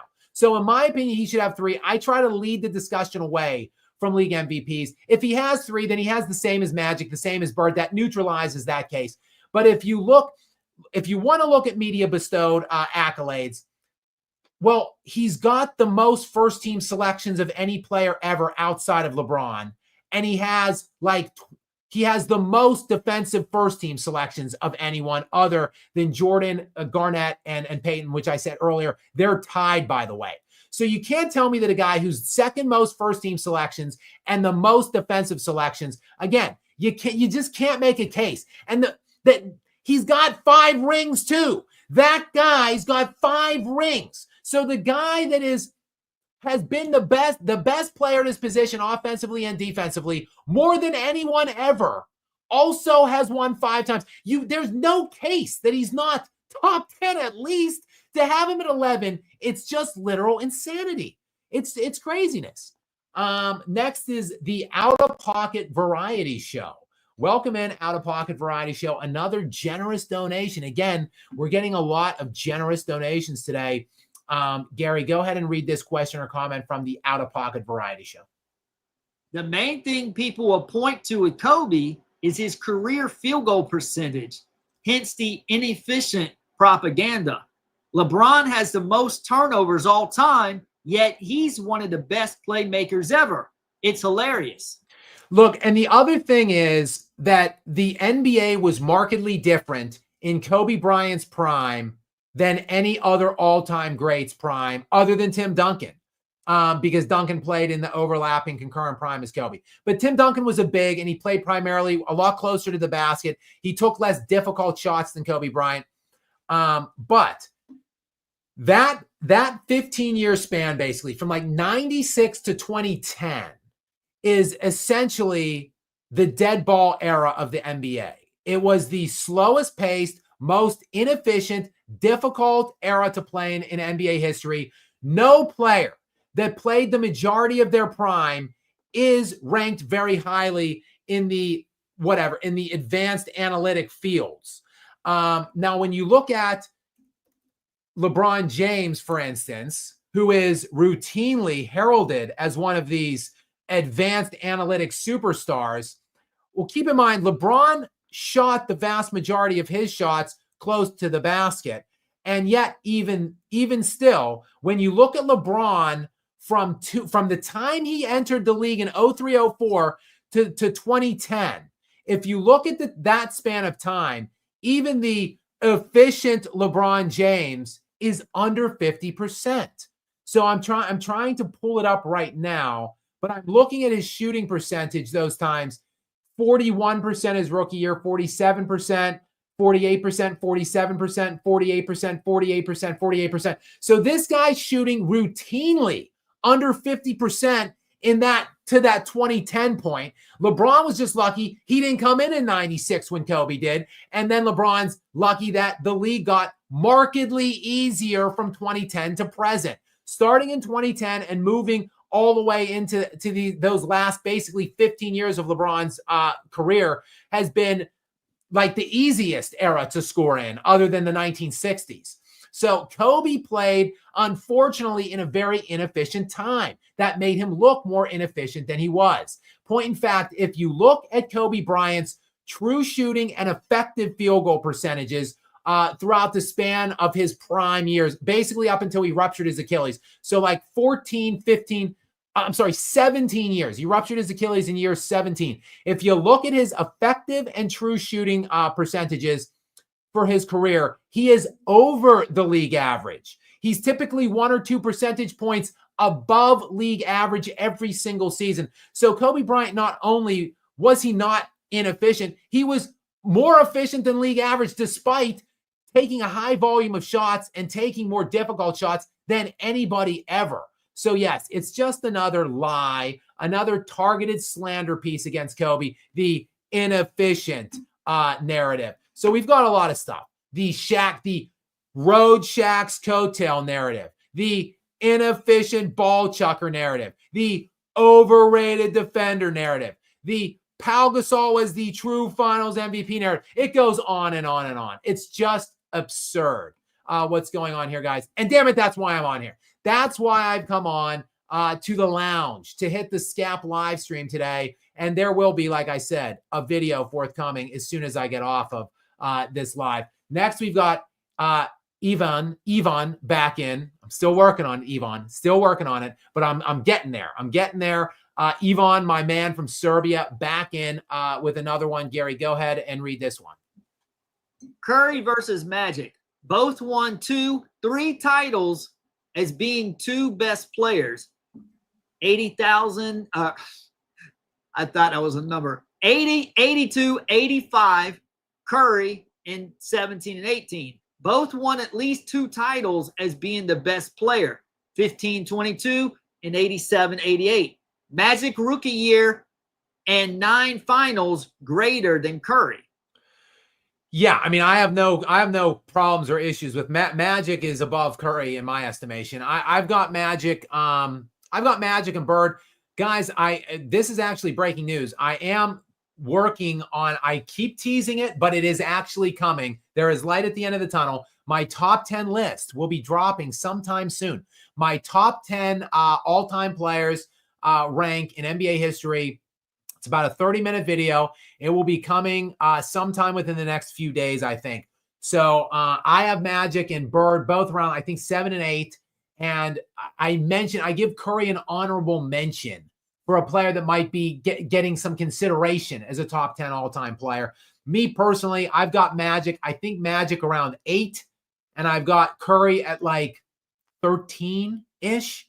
So like that's where I have no problem with Magic over Curry. That's actually one of the few issues. That's one of the issues I actually do not have with this stupid list by Bleacher Report. We've next got Irinola Schools, and hopefully I'm not hopefully I am not killing the pronunciation on this. Irinola Schools, thank you for coming back in and for yet another generous donation. What's this next super chat from Irinola have for us, Gary? Again, if you counted accomplishments, it's MJ 68, LeBron 64, Kareem 63, Kobe 60. These players only are the ones who cracked 60 points. Everything else is just noise and opinion. All others had super teams. Well, yeah, and I mean, LeBron had super teams. Like, I mean, this is the thing. I look at, if I'm even just looking at peak, which I look at peak more than anything else for me. Like, how good were you against your other peer set of your, what era you resided in? Like, that's primarily what I look at. I give some credibility to longevity stats, not anywhere near what I give to peak prime, and to what kind of championships you're winning, how you won, and how difficult those championships were. Those are the factors that I really, take in terms of what my consideration is when I'm trying to mount my all-time lists. So, when I look at Michael Jordan won 6 championships with 1 other all-star. I mean, very few people can make that kind of a case. Kobe Bryant's one of those people. He won 5 championships with only 1 other all-star. When you look at the rest of this list, I mean, LeBron James has had perennially multiple all-stars on, Dwayne Wade and Chris Bosh, multiple all-stars on 2 of his championship teams. He had Kevin Love and Kyrie Irving, multiple all-stars. He then, won one with just one All-Star in Los Angeles, but he had Anthony Davis, who was like a top 5 player in the NBA that year, plus a pretty underrated stacked lineup otherwise that included like Dwight Howard, Rajon Rondo, Alex Caruso. Like that was a really good team otherwise. And that's one ring. And it was in the bubble. So like we can put like a little asterisk on that. You've got Magic and Kareem in it next at 3 and 4. They had each other on those teams, plus top 50 all-time player James Worthy, plus Bob McAdoo. I keep saying Bob McAdoo, I believe, was on 2 of those, and he was in his early 30s. Bob McAdoo was a league MVP. He's a fringe top 75 player. He's their 4th best player on some championship teams in his early 30s. Like, that's how loaded those championship runs were that those guys made. Bill Russell is next in on this list at 5. Bill Russell played with anywhere between 6 to 9 Hall of Famers on every championship team he had. Shaquille O'Neal, again, he played with Penny Hardaway, Kobe Bryant, Dwayne Wade, LeBron James, Steve Nash. The list goes on. Kevin Garnett, Ray Allen, Paul Pierce. The list goes on and on with who this guy played with. Tim Duncan is the one. And then you've got Larry Bird, who played with 2 top 50 all-time players in Parrish and McHale for all of his championship runs. And again, you throw other guys in like Dennis Johnson and of course, Bill Walton on that one famed 86 team. Will Chamberlain, look, I need to dig in more to the context of Will Chamberlain. Gary, I've been talking that up that I'm going to do that. I owe that to you. Really, Tim Duncan is the only player other than Kobe and Jordan on this top 10 list. The only players that I think you can make a case won like viably challenging and really difficult championships. Like, and sure, Tim Duncan had David Robinson, who is 20th on this Bleacher Report list. He had him for 2 of his rings, but he was older. He was an older player at that time. Then, of course, he basically exchanged David Robinson for Manu Ginobili and Tony Parker, who are Hall of Famers, but they ain't top 75 players. So, and look at the Western Conference. Duncan had to go through the same that Kobe Bryant had to go through. Duncan, Jordan, and Kobe, to me, really, they have the most guys that have a lot of rings. They won the hardest, best rings, which is why those are 3 of my 4 Mount Rushmore players. And I just don't understand. So, Aaronola schools, yeah, you're looking at accolades, accomplishments, whatever. I'm looking at like Kobe Bryant went to 3 straight finals with Pau Gasol, like as his best player, and like Lamar Odom as his next best player, and Derek Fisher as a starting player. And like, it's just for him to go to 3 straight finals against play an opponent that won 50 games in basically every round for 3 straight years and win back to back. It's just a crazy accomplishment. There's no way. And when you look at those individual playoff runs, like he led the postseason in scoring in 3 straight years. I think he went over 6,000 points in 2008, 9, and 10, 3 straight years in the playoffs. No one's ever done that. Not even Michael Jordan. There's just things about Kobe Bryant. You just can't make a case for him outside of top 5 to 7, in my opinion, Aaronola schools, any which way that you want to slice it. Next thing, we've got NBA was better in the 80s and 90s. Welcome in to you. Lots of regulars here finding the stream today. I appreciate all of you guys. Gary, what's the question or comment here? Just like Yahoo Sports, Bleacher Report has taken the clutch money. Yeah, it's just weird. I don't know how to describe it, explain it. I don't know why this is happening with Kobe Bryant now in hindsight, like it is. It's just nonsensical. And quite frankly, I just find it to be so distasteful and really it's just lacking professionalism, in my opinion. If you're running around 10 years ago and saying Kobe Bryant's a top 3 player all time or top 5 player all time, and now 10 years later, you've got him outside your top 10, you're a fraud. Like you just are. Like it. Not only is it not professional, it's fraudulent, because none of these players outside of LeBron James, and I guess Steph Curry now at this point, none of them were still actively playing when you were propping Kobe up as a top 3 to 5 all-time player. What has changed? that all of these players that you had moved Kobe above before, what has changed now that makes, and there is a litany of top level, big name talking head journalists that have done it, that are on the record with Kobe as like 2 or 3 all time, that now have him like 9, 10, 12 all time. And it's just fraudulent behavior. So I don't know what it is, if it's that clutch money or what exactly it is. NBA was better in the 80s and 90s, but something suspicious and peculiar is going on. I'm going to continue to talk about it, and I'm going to continue to try to investigate or dig into it and try to get to the bottom of it. I know that I will never stop. As long as I'm drawing breath, I will never stop talking about this garbage. Okay, we've got, what do we got here? Traffic jam, traffic jam. I don't quite know exactly how to say it. Traffic jam. I'm probably just destroying a lot of the pronunciations on these things, but many thanks to you guys for supporting. We still, Gary, have nearly 800 people in here.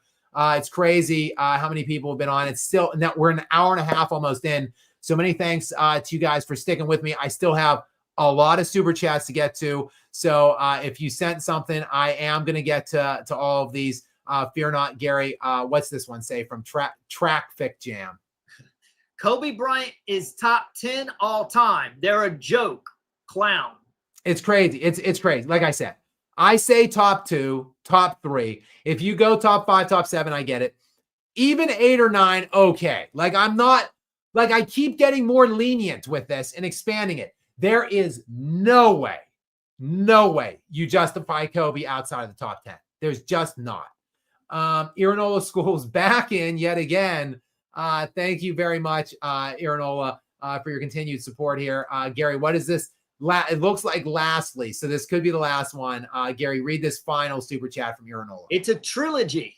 Okay, so the last installment of the trilogy says, lastly, all players in the top 10 all won championships with a super team, including Jordan.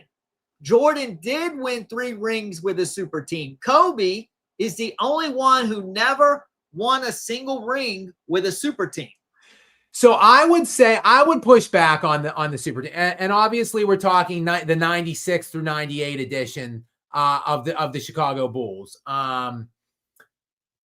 I would push back on that. Obviously it's Scottie Pippen is the second best player on that team, and that's when they brought in Dennis Rodman. A lot of people think that pairing made them super.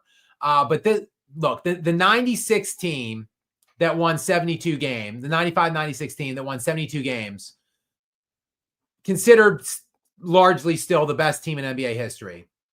In the regular season that year, Michael Jordan averaged 30 points per game.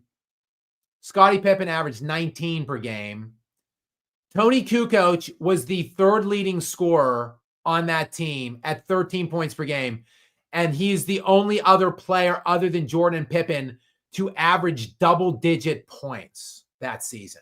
So Michael Jordan at 30 per game, Pippen 19, Kukoc at 13. And then you had the remainder, the starting 5 was Michael Jordan, Scottie Pippen, Dennis Rodman, who was 34 years old at that time. So Dennis Rodman in the first year of his 3 championship runs, 96, 97, 98, was 34 years old. And he averaged 5 points per game that season. Yes, he led the league in rebounding.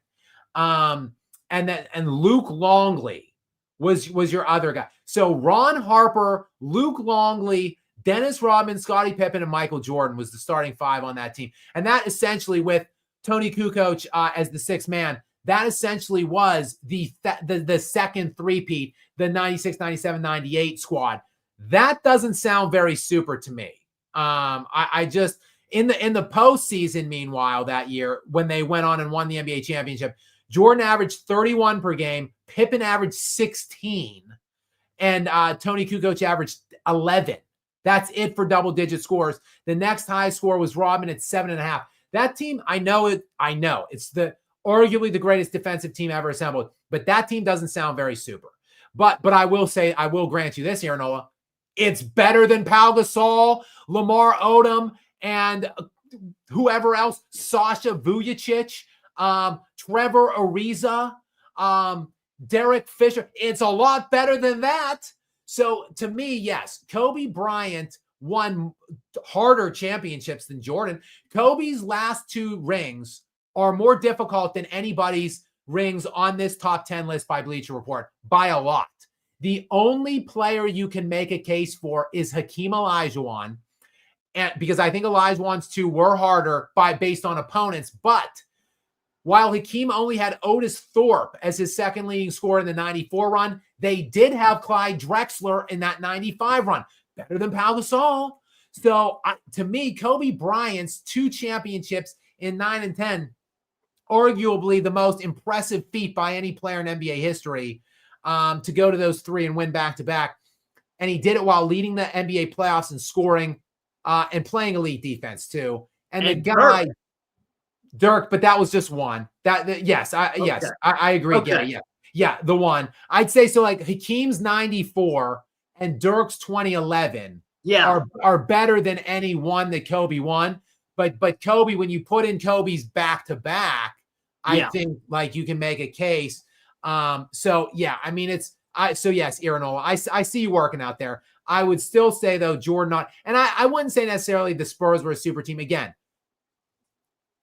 you've got Tony Parker and Manu Ginobili, who are perennial all-star, or at least not perennial, but they were both made a multitude of all-star appearances, and they're Hall of Famers, but they're not top 75 guys. So for Duncan, to achieve what he achieved with that, like I would say that's not a super team either. So really Jordan, Kobe, and Duncan are in that, but that's why I think so highly of those 3 guys. That's why I still have Kareem in my top 4 to round out my Mount Rushmore with those 3. But I think I need to, when I put the video out, Kareem will be in my top 4 still. The video that I just teased that will be out sometime in the next couple of days. But I think I need to go join Aaron Rodgers in like an ayahuasca tent somewhere, take some hallucinogens, vomit and crap my brains out, and really have like a spiritual journey and marinate on really where I want to have Kareem moving forward all the time and Wilt all the time. I think I might have Hakeem in my top 4 actually at some point in my Mount Rushmore. Go ahead, Gary. Did you happen to catch the Robert Parrish interview on Coach JB's channel? He said, I don't care about stats. I played. He says Kareem is the GOAT. He's like, he's better than Jordan. And I think that his opinion would hold a little more water than Paul Shirley's. Yeah. So what do you think? You and I, we certainly can't argue with him. We can't tell him he's flat out wrong, but he says Kareem is the baddest MF he ever played against, including Jordan and Magic and anyone else he went against. Yeah, I mean, the 1970s was when Kareem was in his peak.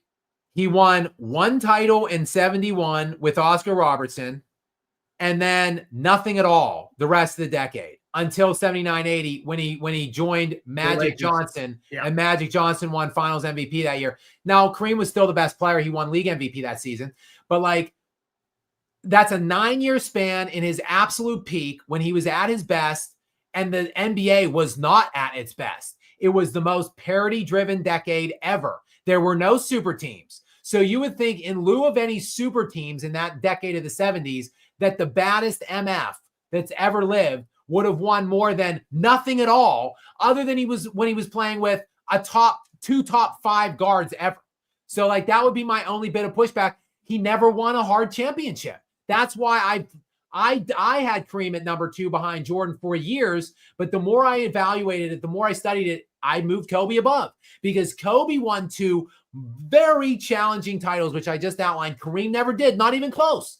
He played nowhere near the opposition that Kobe Bryant faced, and he had a multitude of all-time great players flanking him. So, had Kareem won, I don't know, 2 in the middle of the 70s on LA with no Magic, or before he left Milwaukee, then okay, like maybe I probably would still have Kareem too, but he didn't do any of those things.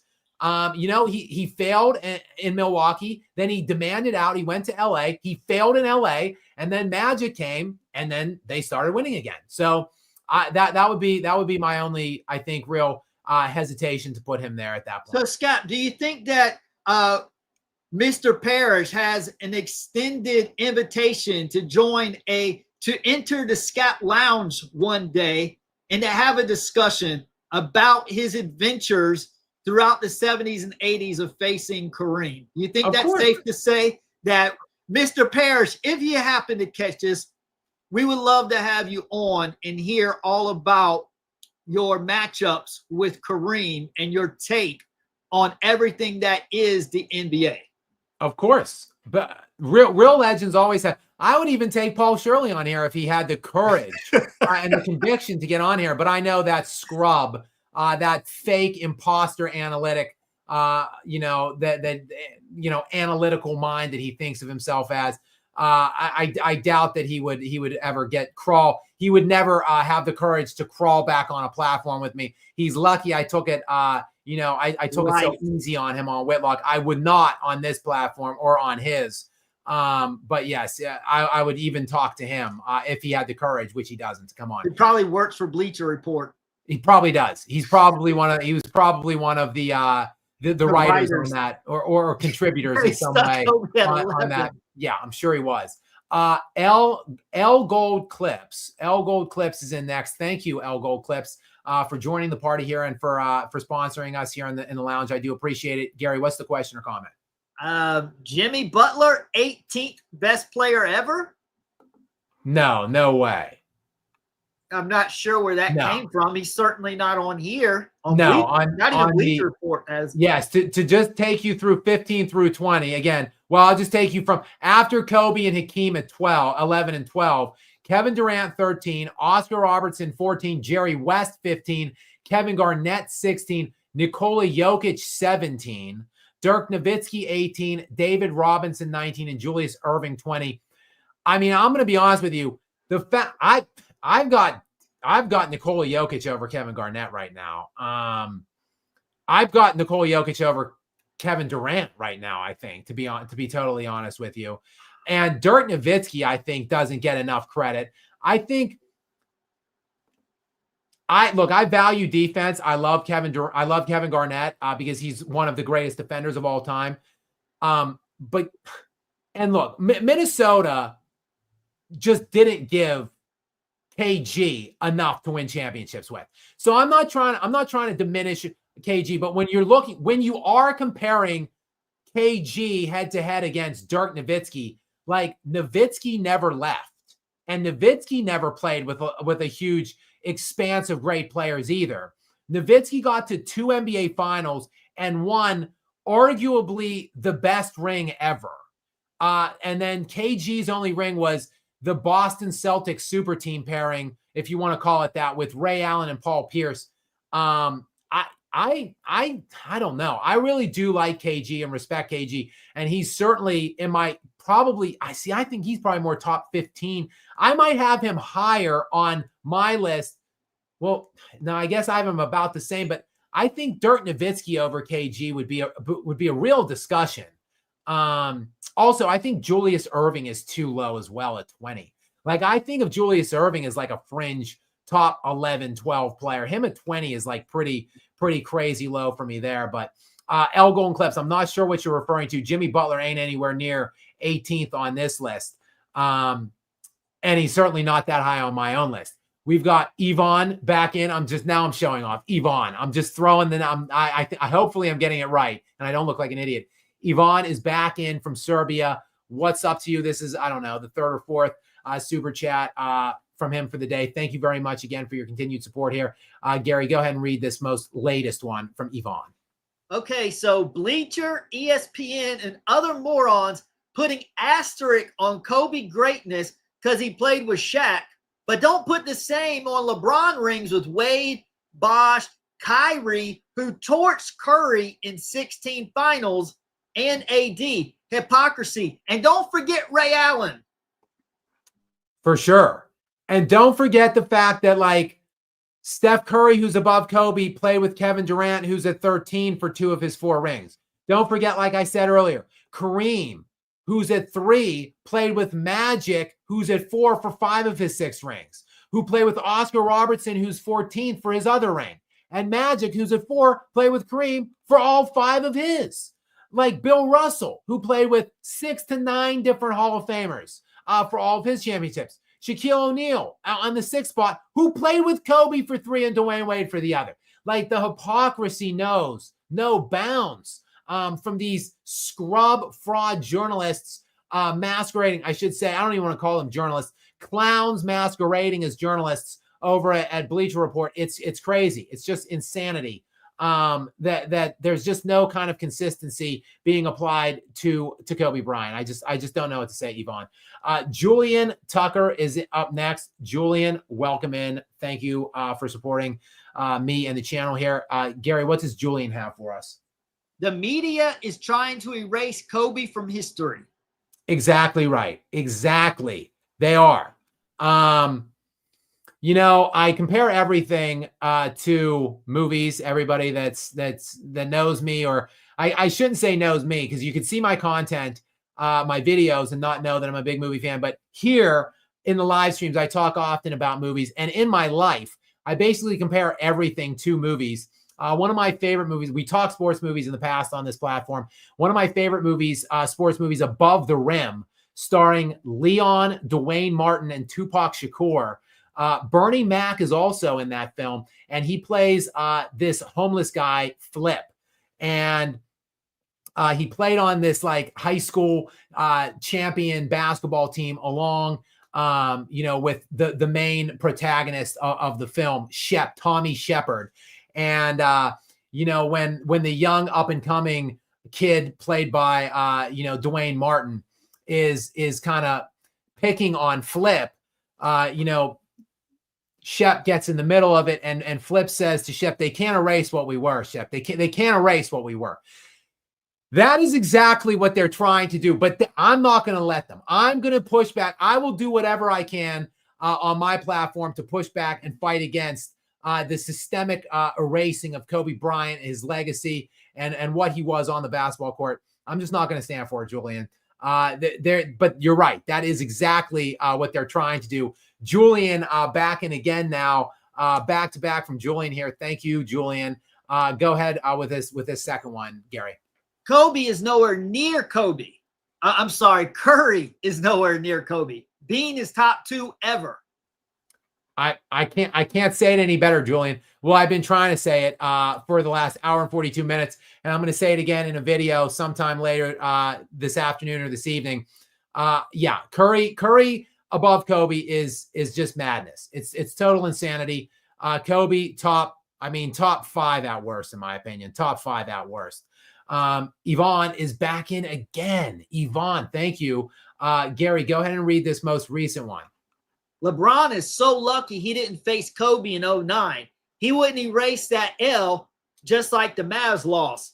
Even they are trying hard, like 11 Heat wasn't super team. Yeah, one of my great regrets in the NBA is that LeBron was supposed to get to the NBA Finals. He had the best record in the 2 years in 9 and 10 when Kobe beat the Magic and Celtics. LeBron had the best record in the NBA. He had home court advantage throughout the playoffs, and he was the league MVP, and he choked both those years. And then Kobe, of course, went on to win both of those championships. I wish that LeBron had gotten into those finals, because Kobe, or at least one of them, because Kobe then would have had beaten LeBron head-to-head in an NBA final series. Or maybe if the NBA was not too scared to let Kobe get his hands on Chris Paul and vetoed that trade in 11, probably the Lakers would have played the super team Miami Heat, the Chris Bosh and Dwayne Wade, LeBron James Heat team in 11. That probably would have been a matchup, I would have imagined, had Kobe and Chris Paul. Although who knows, maybe the the Mavericks still get through that Lakers team. And then who knows, maybe CP3 and Kobe in 2012 then would have played that super team Heat. And then LeBron would have lost that year too. LeBron would have been 0-3 in the NBA Finals to start his career. So you're right, Yvonne. There was a pathway where LeBron and Kobe absolutely could have met. The stars just weren't aligned. Not in this universe, at least. Squared Away is in next. Squared Away, thank you very much for coming in, finding us, and for supporting me. I do appreciate you. Gary, what is the question or comment from Squared Away?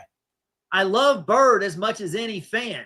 I recognize what he and Magic did for the sport. However, in what way is Bird's career better than Kobe's if one of them need to take a top 10 spot? I agree. I love Bird too. He's up on that plaque right there. That's a signed Larry Bird card. I'm a big fan, and I think Larry Bird is in my top 10. I think he's 7. I believe he is 7th on my specific list. But when you're comparing and contrasting him to Kobe Bryant, I couldn't agree more. Kobe Bryant is just a better scorer than Larry Bird. He's just a more skilled, talented, and diverse scorer. And that's in no way, shape, or form meant to take anything away from Larry Bird, who is also one of the greatest scorers of all time, in my opinion, in terms of the diversity and the myriad of ways in which Larry Bird could score and attack you. But Kobe Bryant is better. And then when you look at the fact that Bryant is a significantly better defender than Larry Bird, who again played with only one All-Star on every championship team he played on, whereas Larry Bird played with anywhere between 2 to like 4 other Hall of Famers on all 3 of his championship runs. Kobe played harder opponents and he won 2 more rings. I'm not, the math isn't mathing here. When you're trying to combine, or when you're trying to compare several of these players on this list above Kobe Bryant. And look, Bleacher goes so far as to put Tim Duncan above Larry Bird. So they are, applying some kind of a standard in that Duncan has more championships, played in a harder time. And look, Bird played in a stacked ass time. I don't want to say that Bird didn't play difficult competition, because Magic is the one that wasn't playing difficult competition.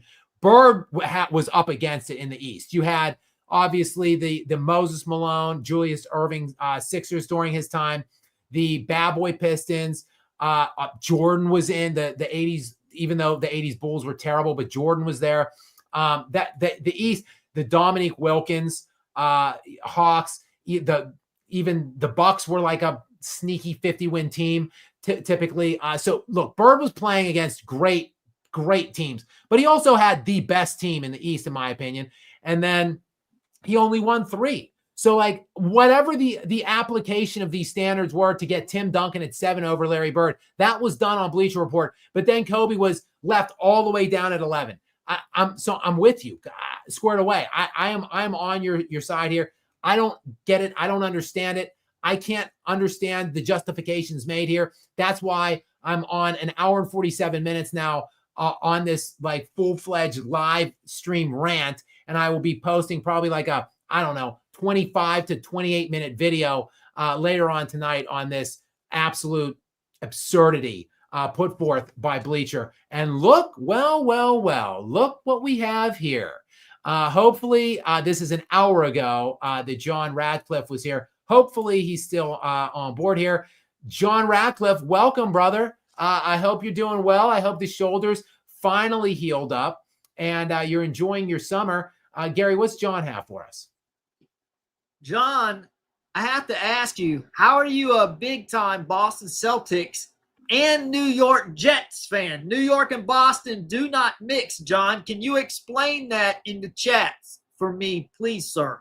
Okay, so John writes, the Jets spent money to keep Garrett Wilson, which is good. However, one wide receiver with no good number 2 or tight end and wanting overrated scrub Breece Hall to be running back 1 is bad. Well, John, it is the Jets. What would you expect? Would you expect good management?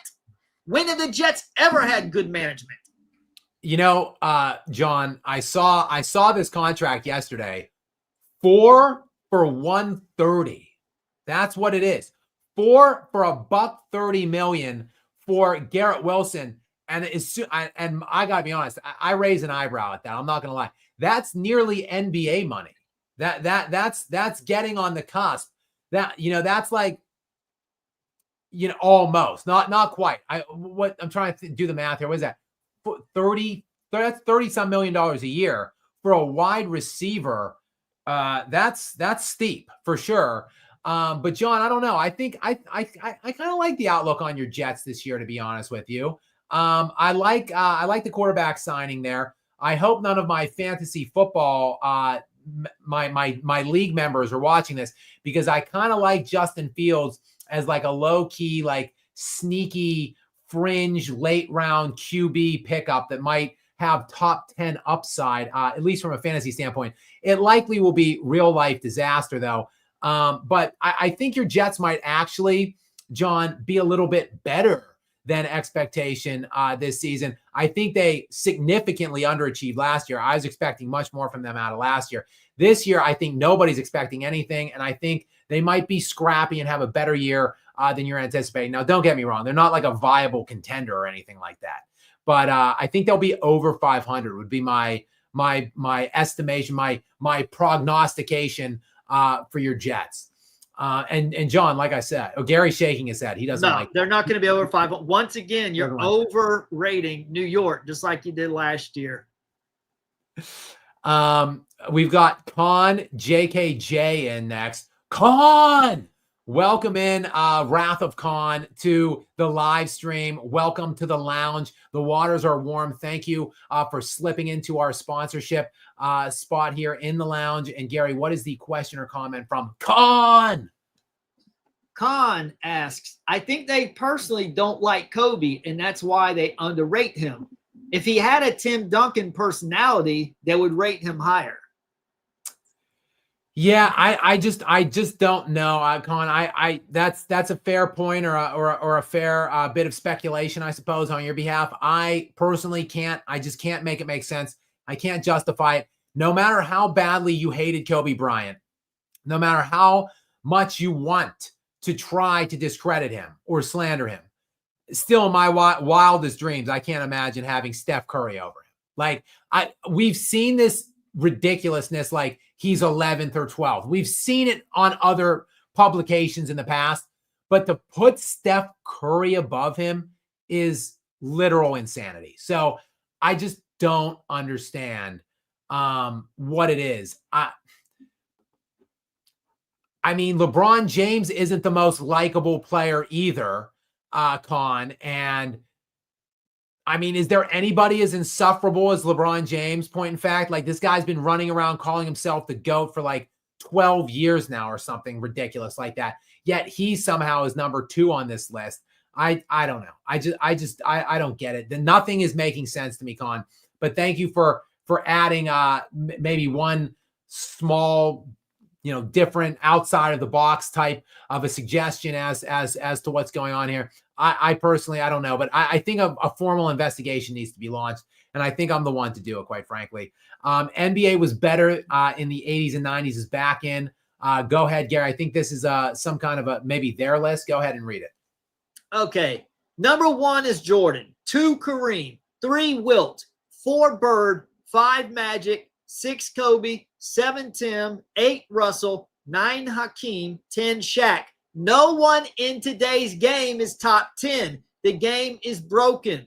All-time lists must reflect. Well, Jokic has a chance to possibly. The verdict is still out on Jokic. Yeah, we'll see. I can't give much pushback on that list. I personally don't have Shaq in my top 10. I think he's like an honorable mention type guy. I think he has a case to be 10. I have him personally, probably 11, 12, something like that. But other than that, pretty good looking list. I think, again, I have Kobe higher than 6, but I can get someone's justification or case to have him, a little bit lower than that. Like I said, somewhere between 5 through 7. Though, again, Bird and Magic, I'm just not getting the case at this point for them over Kobe. But that's just me. I won't begrudge someone that does that. 6 at least it's a rational ranking for him. It makes sense. It's not totally disrespectful. 11th is just a joke. It's an absolute joke. So I knew I had to get on and talk about this garbage. And I'm still 2 hours in and I'm still beside myself. 2 hours in on this stream and I'm still beside myself. I'm still working my way, by the way, through. We're up to 47 super chats now.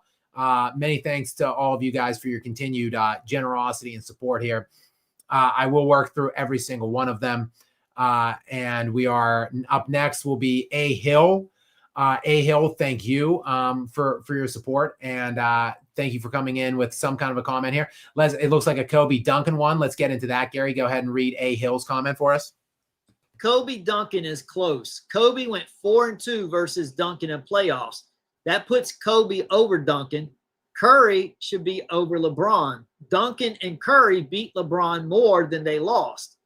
List should be Kobe, Duncan, Curry, LeBron. I won't push back. Like I won't give much of an argument on that. Duncan, look, I think Kobe and Duncan, I think it's close. I have Kobe 2 all time on my list, Duncan 4. I think Kobe is substantially the better offensive player. Substantially. Like Kobe's offensive abilities is drastically beyond Tim Duncan. I think Duncan's the better defender, but Kobe Bryant has 9 first-team defensive selections. He's top 10 in defensive player of the year voting like 8 times. So the gap, the differential, if you will, between Kobe and Duncan's defense is nowhere near as marked as Kobe's advantage offensively over Duncan. I give Kobe Bryant the individual check mark over Tim Duncan. The only other thing we're looking at now or fighting about is who was more impactful for their teams, who won at a higher level. Well, Tim Duncan won like 50 games at least for like 17 years straight. Kobe obviously had a number of down years. However, they both won 5 titles. Duncan had a significantly better run organization. And I think they both had practically very similar supporting casts. I think obviously Kobe had the best individual player in Shaq, but Duncan, I think, had better teams. Duncan won his 5th ring with a team that consisted of Manu Ginobili, Tony Parker, and Kawhi Leonard. So, I mean, I think to me, when you put all of that together, and then great point, A Hill, Kobe beat Duncan more than Duncan beat Kobe. And that was even with Pau Gasol scoring like 13 points per game. So when you look at all of that stuff, to me, Kobe gets the check over Tim Duncan. It certainly isn't Duncan 4 spaces above Kobe. It's just ridiculous.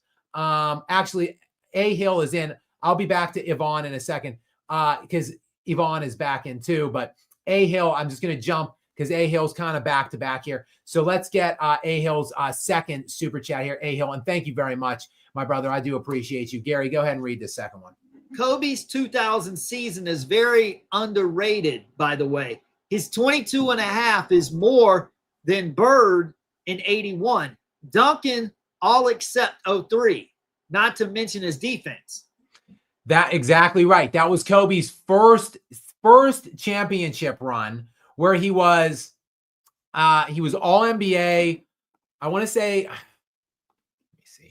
Let me, I don't want to misspeak. I know he was all NBA. I just want to make sure which team he was. I want to say he was, okay. He was, he's second team all NBA that year, second team all NBA, first team all NBA defense. He finished 5th in defensive player of the year voting. That was his first year. Imagine, and by far his worst year of the title runs. Imagine though a world where a guy who was second team all NBA, first team all NBA defense, 5th defensive player of the year, led the NBA playoffs in 4th quarter scoring and led the NBA playoffs in clutch time scoring. Imagine a world where we say that guy was carried. And then keep in mind that Kobe was significantly better the next year for the second championship run. So yeah, A Hill, I am with you 100%. Kobe Bryant is just so underutilized. Like, I mean, look at Magic's first championship run. Honestly, like Magic Johnson. Everyone remembers that Magic Johnson was, the finals MVP that year when he closed out a game, upshifting from the 1 to the 5. But let's take a look though, if we can, at that postseason for the Los Angeles Lakers. Kareem Abdul-Jabbar in the regular season, Kareem Abdul-Jabbar was the league MVP that year. Kareem was first team All-NBA, first team All-NBA defense, and league MVP. And in the postseason, Kareem averaged 32 points per game and Magic averaged 18. Okay, we don't discount that ring for Magic. Yet, Kobe got carried in that first one. It's just insane. It's crazy. The things, the hypocrisy, the narratives that work against Kobe and not others. It's absolute insanity. Yvonne, like I said, it was back in again with, like, I don't know, the fifth or sixth super chat from him. Thank you very much, Gary. What's this most recent one? Out of top 5, MJ, Kareem, Magic, Kobe, and Duncan, Kobe had the worst treatment by franchise from 05 through 08. And post-2013 was Xavier Henry, Robert Zachary, Jordan Hill, Swaggy P, Ryan Kelly, Tarek Black. Kobe Bryant literally did not have a lineup that he could remotely or viably compete with. He was treated worse, other than Hakeem. You can put Hakeem in this, and now Nikola Jokic. But Kobe Bryant, Hakeem Olajuwon, and Nikola Jokic are the most disrespected players of the all-time greats by their own franchises. They just completely screw those three players. Their franchises do. Kobe Bryant was by far the best player in the NBA from 05 through 08, and he's running around with guys that shouldn't have even been in the NBA on his starting lineup. It was unbelievable. And then, again, like 2013 till the time he retired, look at those names. Xavier Henry, Robert Sacre, Jordan Hill, Swaggy P. Those are like the best players on his team. It's insane. Basically, Kobe only had like 12 viable years where he should have realistically been able to compete for championships, and he won half the time. He got to the finals 7 times in those 12 seasons and won 5 years out of them. So yeah, I'm with you, Yvonne. I'm with you guys. I mean, I'm glad that all of you are with me. I'm glad we're on the same page on this. Willie Thomas is in next. Willie, welcome to the party, pal. Welcome to the live stream, to the lounge, and to the sponsor area here in the lounge. I appreciate you, Gary. What does Willie have for us? People ignore Kobe played with mediocre or bads after Shaq left. He didn't win MVP because the charge. Still won 2 more on a difficult Western Conference, 3rd all-time scoring, 6,000 plus assists. It just doesn't make sense. It really doesn't. From Kobe, when Shaq left, that was Kobe's 8th NBA season. He was 26 years old. From the time Shaq left till the time Kobe retired, Kobe played with 1 All-Star, which was Pau Gasol. I think actually, I want to say there was one other guy. Why Andrew Bynum made 1 All-Star, I think, the year, but it was the year Kobe ruptured his Achilles, I think, or maybe the year after, the year Kobe didn't really play. Let me check that out here. Andrew Bynum. Andrew Bynum made 1 career All-Star team. It was in the 2011-2012 season. So that was the year before, I think, Kobe ruptured his Achilles.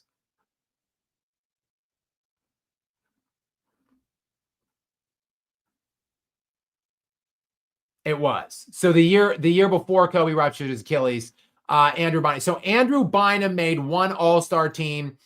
And other than that, let's see here. Pau Gasol.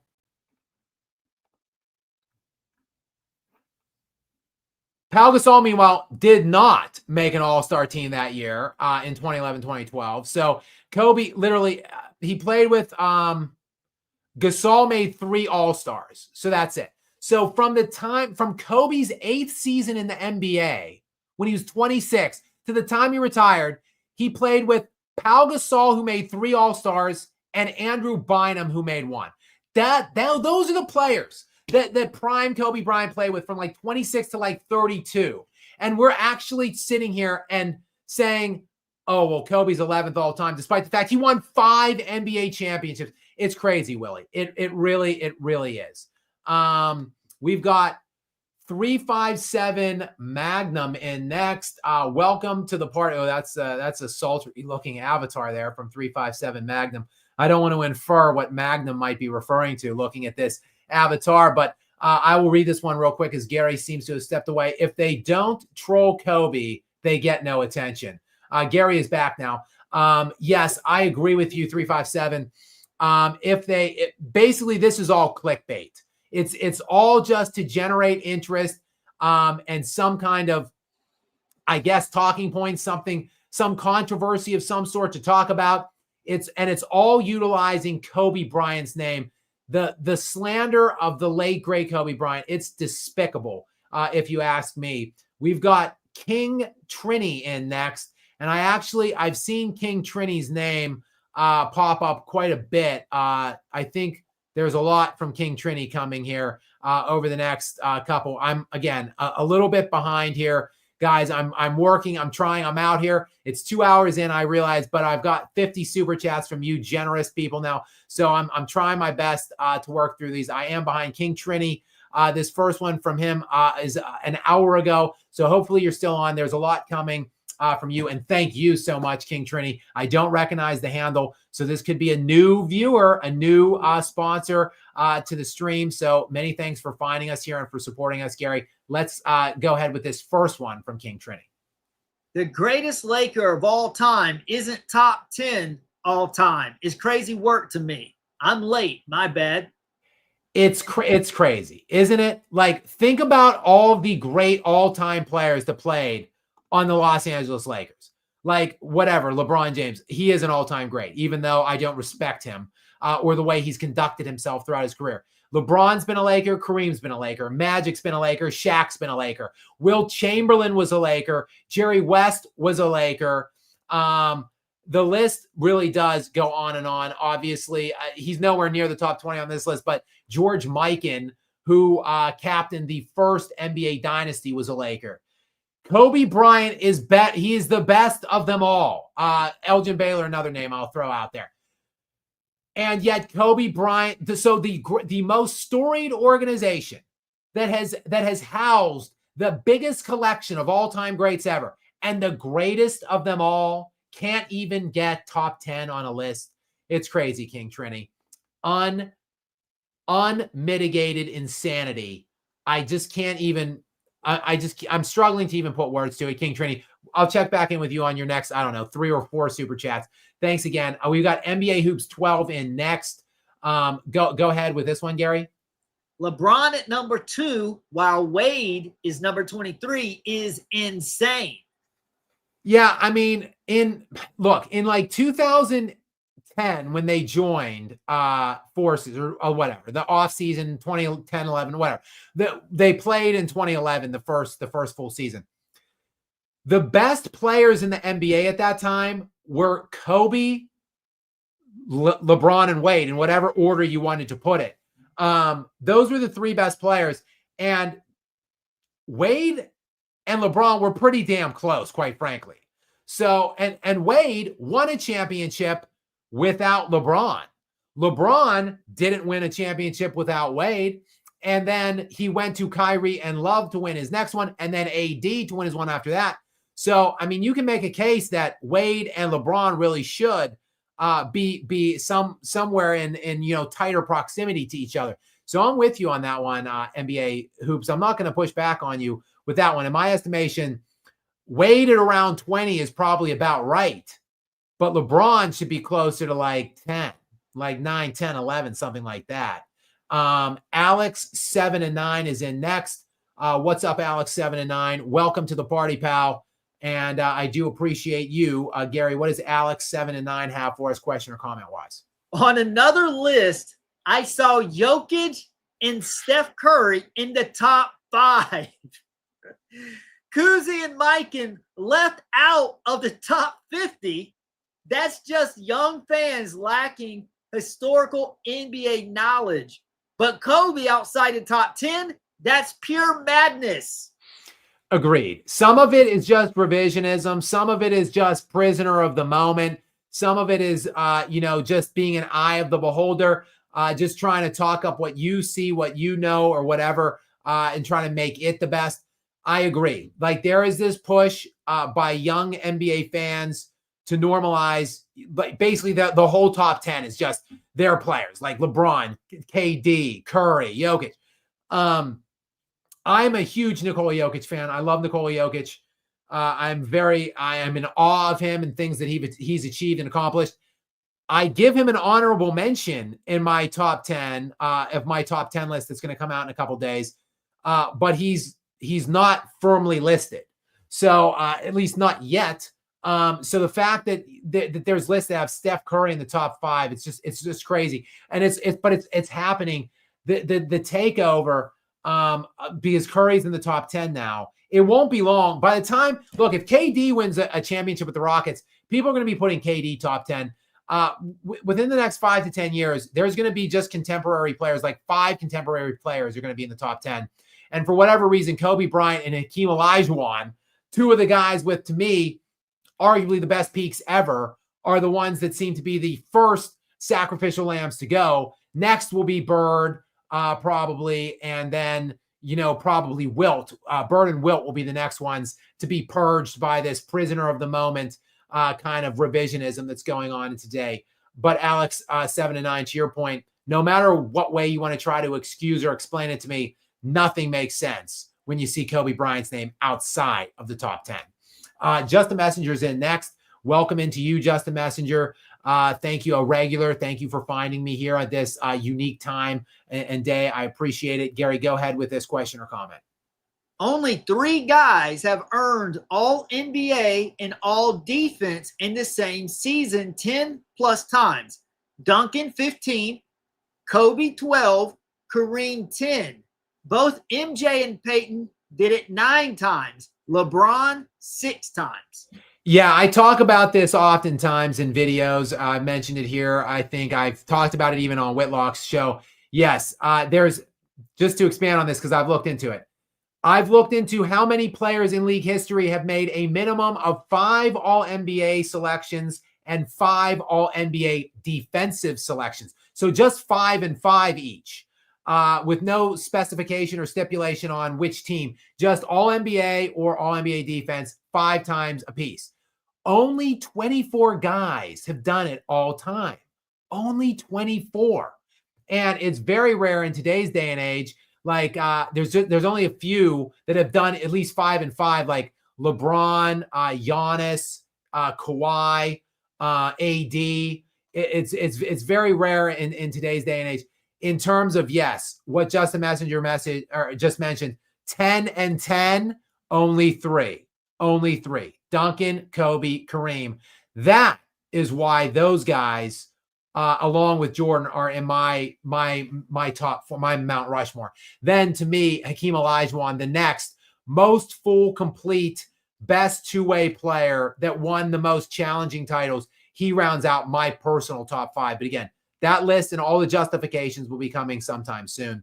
Oh, Dylan's in. Dylan, welcome to the party, pal. Model, body fit. He's all oiled up. I love this avatar.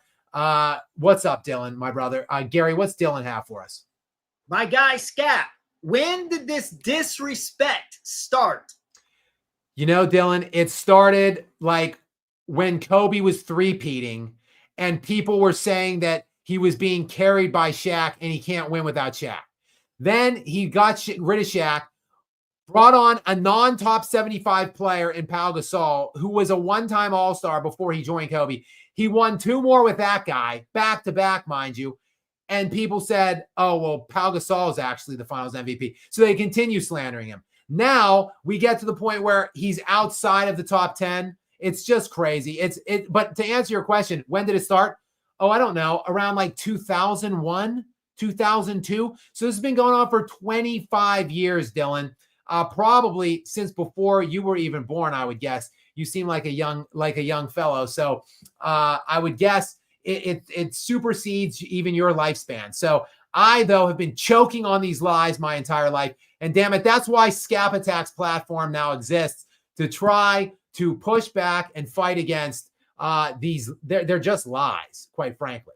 But Dylan, thank you for coming in and for sponsoring us, as always. I appreciate the hell out of you. King Trini, as I mentioned, is going to be back a couple times now moving forward.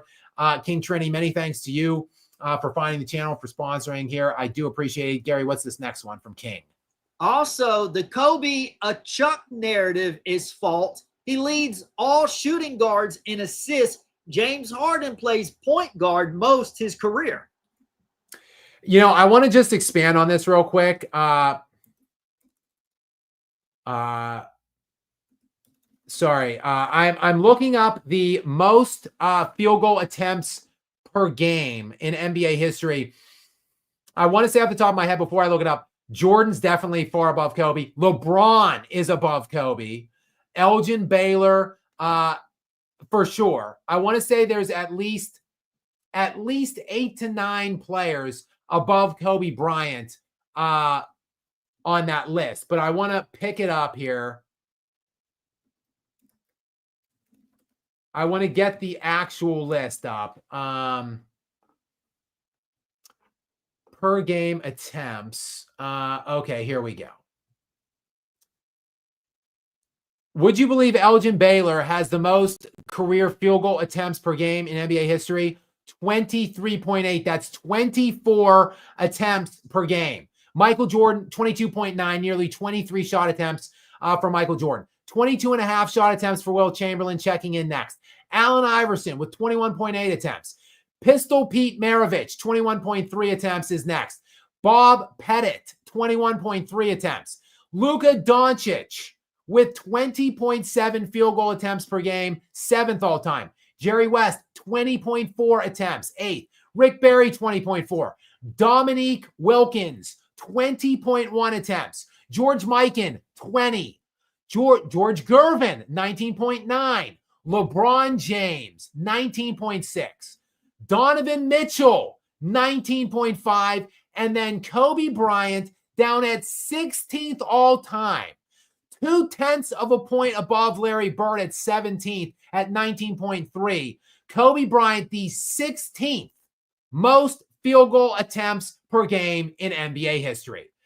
A ball chucking, ball hog Kobe Bryant, 16th all time in field goal attempts. LeBron James shoots more per game than Kobe Bryant. So yes, the lies, the outright just false narratives and stigmas out there percolating around Kobe Bryant, it really is. It's unbelievable when you actually dig into it and try to go about refuting it. It's honestly an easy task, which is why I do it all the time, because it's just easy for me to make these cases. And it's so utterly maddening that people keep making cases to the contrary. Next, NBA Hoops 12 is back. And again, Gary, go ahead with this most recent one from NBA Hoops 12. Shaq placed 5 spaces ahead of Kobe is disrespect. It's insane. It's crazy. And even Shaq said that. Shaq has already responded to it and said it's either crazy or criminal, something like that. It's absurd to think that these two guys they were averaging Shaq averaged 2 more points per game on the last 2 championship runs. Or it was he averaged 1 more point in 2000 and maybe 2 points in 2001's run. But the fact that Kobe was the best perimeter defender in the league at the time, Kobe was leading the team in assists at the time, Kobe was leading the NBA playoffs in fourth quarter scoring in the playoffs and clutch scoring in the playoffs at the time. It's just craziness that you're putting Shaq that much further ahead of him based on the veracity of those 3 rings. When you look at the fact that Kobe, look at what he did without Shaq versus what Shaq did without Kobe. It ain't close. Kobe was 10 times more impressive in his post-Shaq career than Shaq was without Kobe. So the fact that you have Shaq 5 places above, it's sheer madness. It really is. NBA Hoops 12. Thank you for that. And we've got Nato the Great is in next. Again, another handle I don't readily recognize. Could be a new sponsor possibly in the lounge. Thank you though, Natto the Great, for joining us. Thank you for sponsoring us, Gary. What does Natto have for us? Shaq played with Prime Penny, Prime Steve Nash, and Amar Stoudemire, Prime LeBron, and the Big Four in Boston, and won 0 rings and had 1 final appearance. But I was told everybody can win with Shaq. Shrug. It's suspicious, isn't it, Natto? Isn't it crazy that everybody this last week or two was talking about like, oh, exchange anybody with Kobe and like they're winning multiple rings? Really? Well, Penny Hardaway was first team All NBA and didn't win shit with Shaquille O'Neal. So LeBron James, yes, Shaq was older at that point, but I believe Shaq was maybe 1 year removed from an All-Star appearance, or maybe made an All-Star appearance 1 year after he played with LeBron James. And LeBron James was a league MVP at that point and didn't win shit with Shaq. It's just suspicious how we can replace all of these players, replace Kobe with all of these players, and Shaq would win all of these rings. He won exactly 1 title ever in like 12 years without Kobe Bryant. And that was with Dwayne Wade playing at a top 5 2-guard all-time rate. So it is very suspicious, Natto. We've got King Trini back. And again, like I said, King Trini was going to become prolific in the sponsor area here. I do appreciate it. Gary, what's this most recent one? Damn shame what happened to Flip above the rim. Damn shame what happened to Flip. That's a direct quote from the movie I mentioned, Above the Rim, when Tupac Shakur, in the film, of course, kills poor Flip. Tupac and his enforcer, the guy that tries to kill Tommy Shepard at the end of the film. So yeah, damn shame what happened to Flip. King Trini, I see you working out there. Thank you for picking me up on the Above the Rim reference. Are we even? Are we even, Nutso? Great film. Great flick. If any of you guys out there, if you're movie fans and you love sports, and I know that you do because you're on this live stream and you got to love basketball, and if you haven't seen Above the Rim, go find it right now. It's a great flick. One of my all-time favorites. Yvonne, I almost messed it up. Yvonne is back in again. What do we got from Serbia right now, Gary, on this one? This is a good point he makes. Hakeem's greatness is that still no one is arguing why he was #1 pick ahead of Jordan. And he had Wemby before Wemby and Ralph Sampson, but only a few years.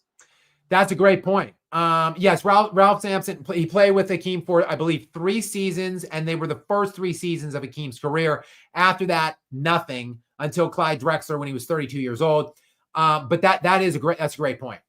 Michael Jeffrey Jordan was in Hakeem Olajuwon's draft, and still to this day, no one begrudges Houston for making that selection.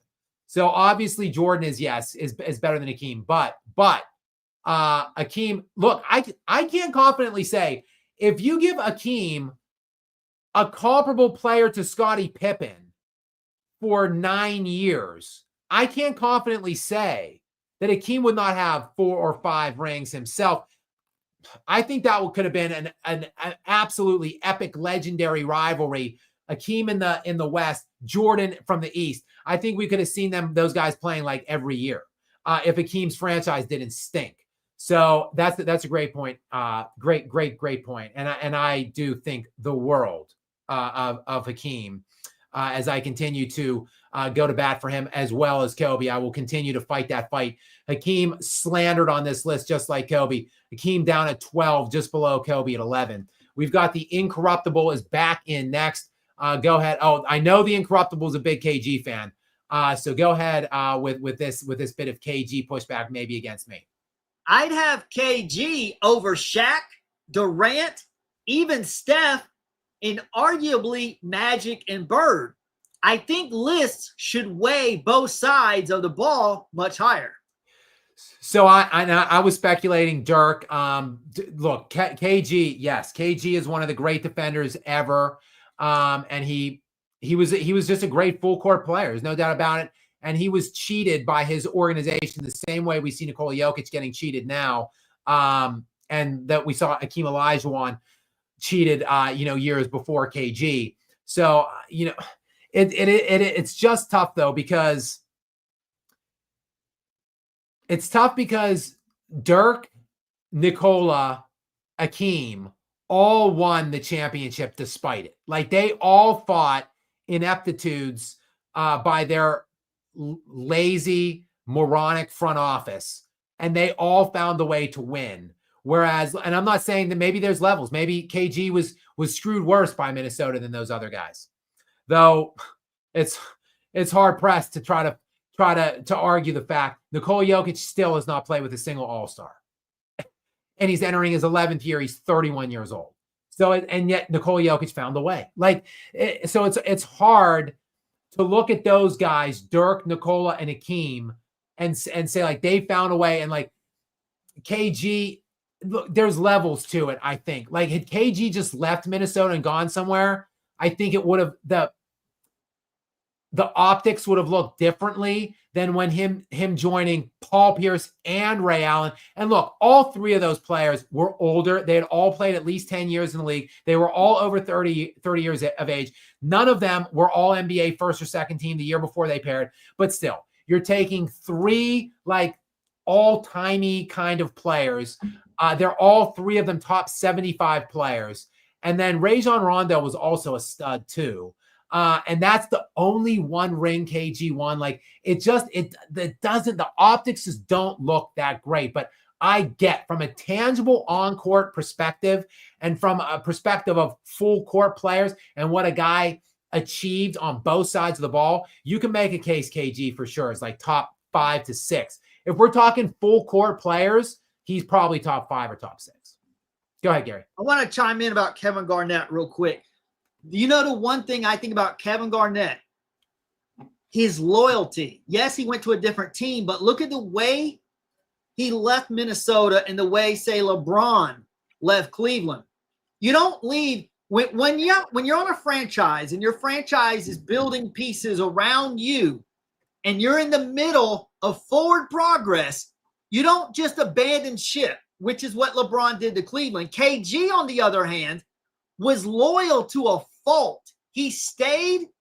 He gave them multiple chances. They did multiple rebuilds. It never worked out. I think 2004 was their best shot with Sam Cassell and Sprewell, but it was only good enough to get to the Western Conference Finals. He stayed put because he was loyal. And after 3 mediocre seasons, what I love about the relationship between KG and Minnesota is they both objectively looked at each other. And Minnesota is like, we're not going anywhere. We need to rebuild. Let's send KG to a place where he can have a shot to contend for a championship. And then when he comes back to visit Minnesota in the future, what happens? Standing ovation. They love him. You don't see people burning his jersey outside. Then later on at the end of his career, he goes back to Minnesota to mentor the young guys.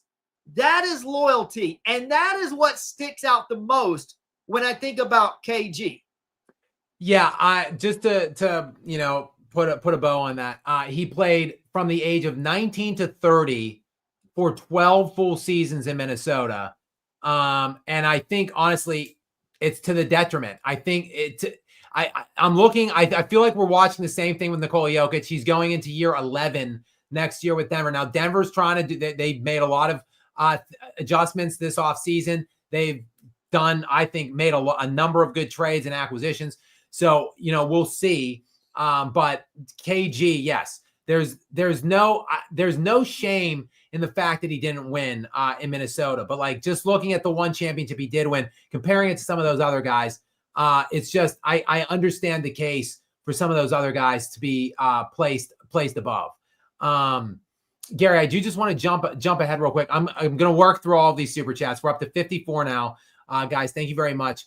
And like I said, I will work through them all, but I want to give a shout out here and jump down here to Johnny Arnett is watching the stream. So for those of you who do not know, Johnny is a pretty big basketball YouTuber in the same space here with us. So I just wanted to give a salute and a shout out to Johnny. Thank you for watching and for supporting the stream. I do appreciate it. And guys, if you do not, I'm sure you do. If you do not know who Johnny Arnett is, go and ahead and check out his channel. He's got, I don't know, over 200,000 subscribers and has a number of great historical pieces out there. So Gary, go ahead and read this comment though from Johnny, as Johnny is another Kobe defender, by the way. So I want to give him a shout out for that as well. I thought you'd enjoy this. Jeff Teague for his career, 12.2 points on 44.4% against Kobe, 11.1 points per game on 43.9%.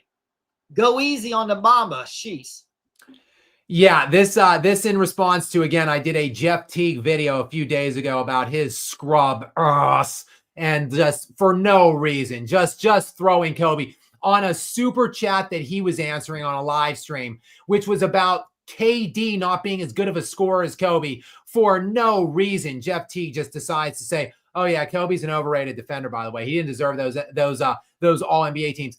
I would know, basically, is what Jeff Teague was saying, because I played against Kobe and he wasn't defending like that. So to Johnny's point, there's his averages against Kobe, 11 points per game on 44% shooting.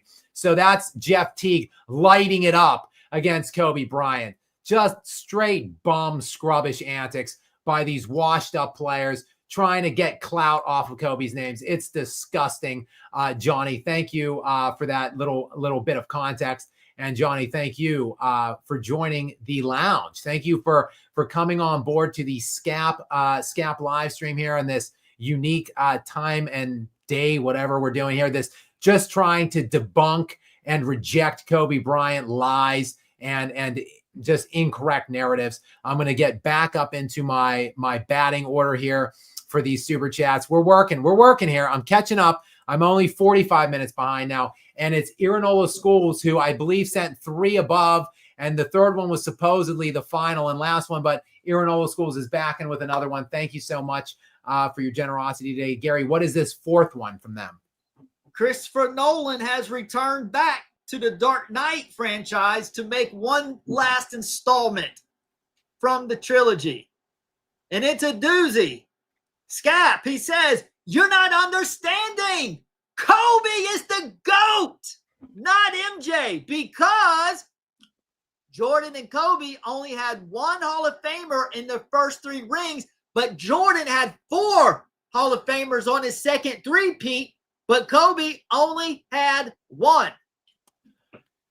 Irinola, I'm not going to reject this premise. I think Kobe Bryant is way closer to Jordan than people want to admit to themselves. I think Kobe, quite frankly, I think Kobe is a better offensive player than Michael Jordan. I think Jordan is a better defender.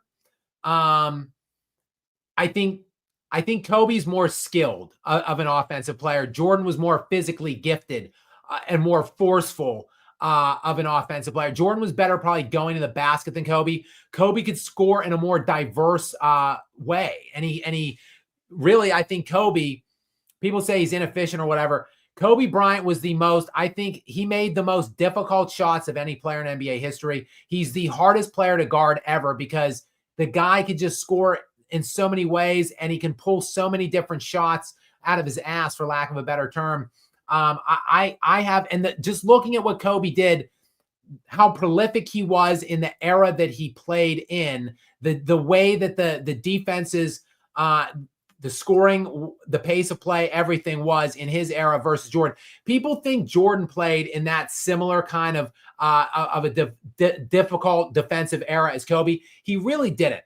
The NBA really didn't start trending towards the crazy low scoring trends that they were until Jordan came back for his second three-peat. So Jordan was like 32 years old already when the NBA really started twisting the defensive gears.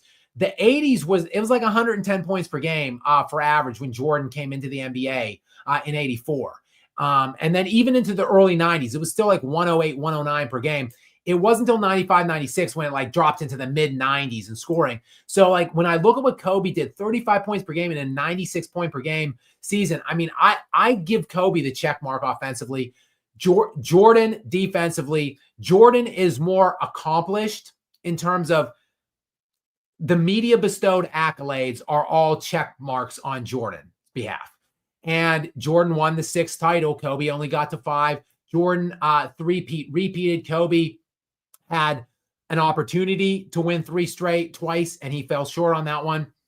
For those reasons, I just give Jordan an edge. And also, I don't like advanced analytics. I don't agree in them, but I have begrudgingly started using them to analyze players like Nikola Jokic because everybody else goes to the well of these advanced metrics. So if we're looking at the advanced metrics, Jordan is a much higher rated advanced player all time than Kobe. Again, some of that is because Jordan played in a much more efficient era for at least half of his career versus Kobe.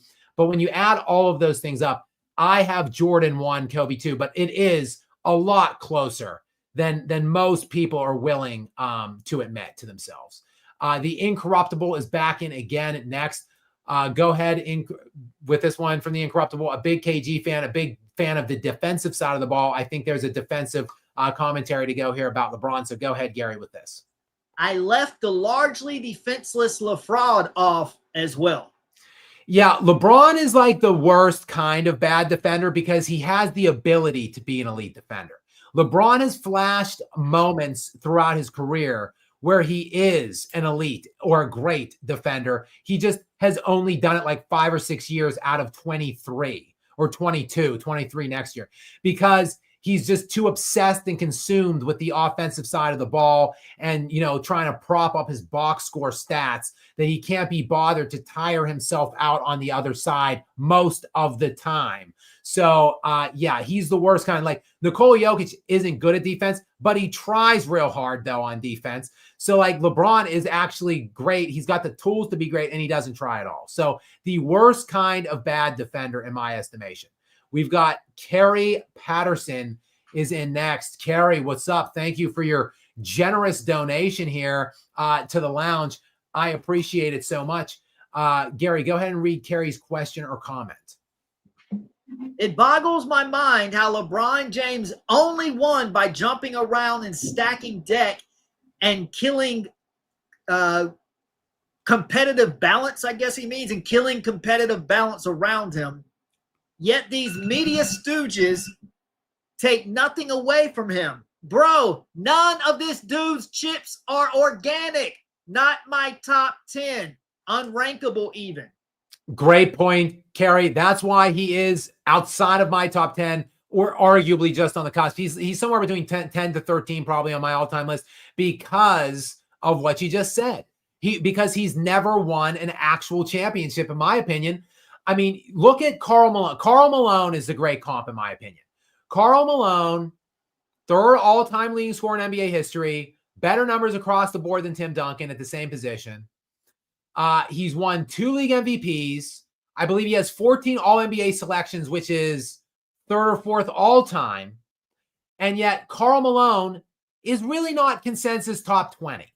In fact, on this Bleacher Report top 100 list, I checked it out. He's 22. So that's what people think of Karl Malone. Why? Because he didn't win any championships. But he did stay in Utah till he was 40.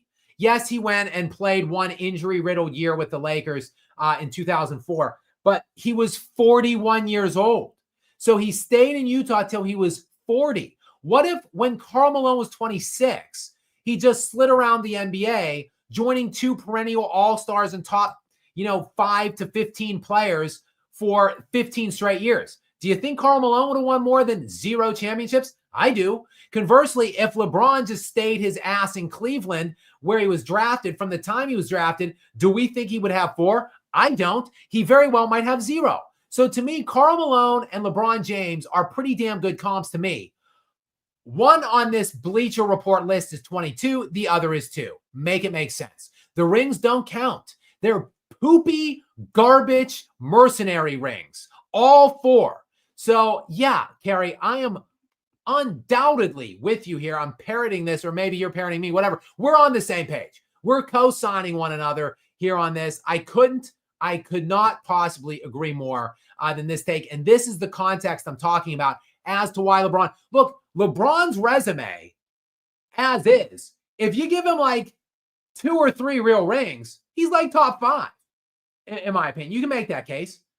He doesn't have any real rings. He has 0 real rings, in my opinion. So how can I make I don't think he's anywhere close to the top 5. I will continue to argue for him outside of top 5 again, as I will continue to argue for Kobe within the top 5. I will continue to argue LeBron outside of the top 5, basically till I die. Like this will be with my last breaths. These are the arguments that I will still be making. We've got Rob Thames is in next, a regular. Rob, welcome to the party, pal. I do appreciate you and your sponsorship here as always. Gary, what does Rob have for us? It's almost like Cringe Sports realized they couldn't topple MJ from number 1, so they started paying people to go after number 2. It does seem that way. Like, we know we can't get Jordan off the ledge, no matter what we do for LeBron.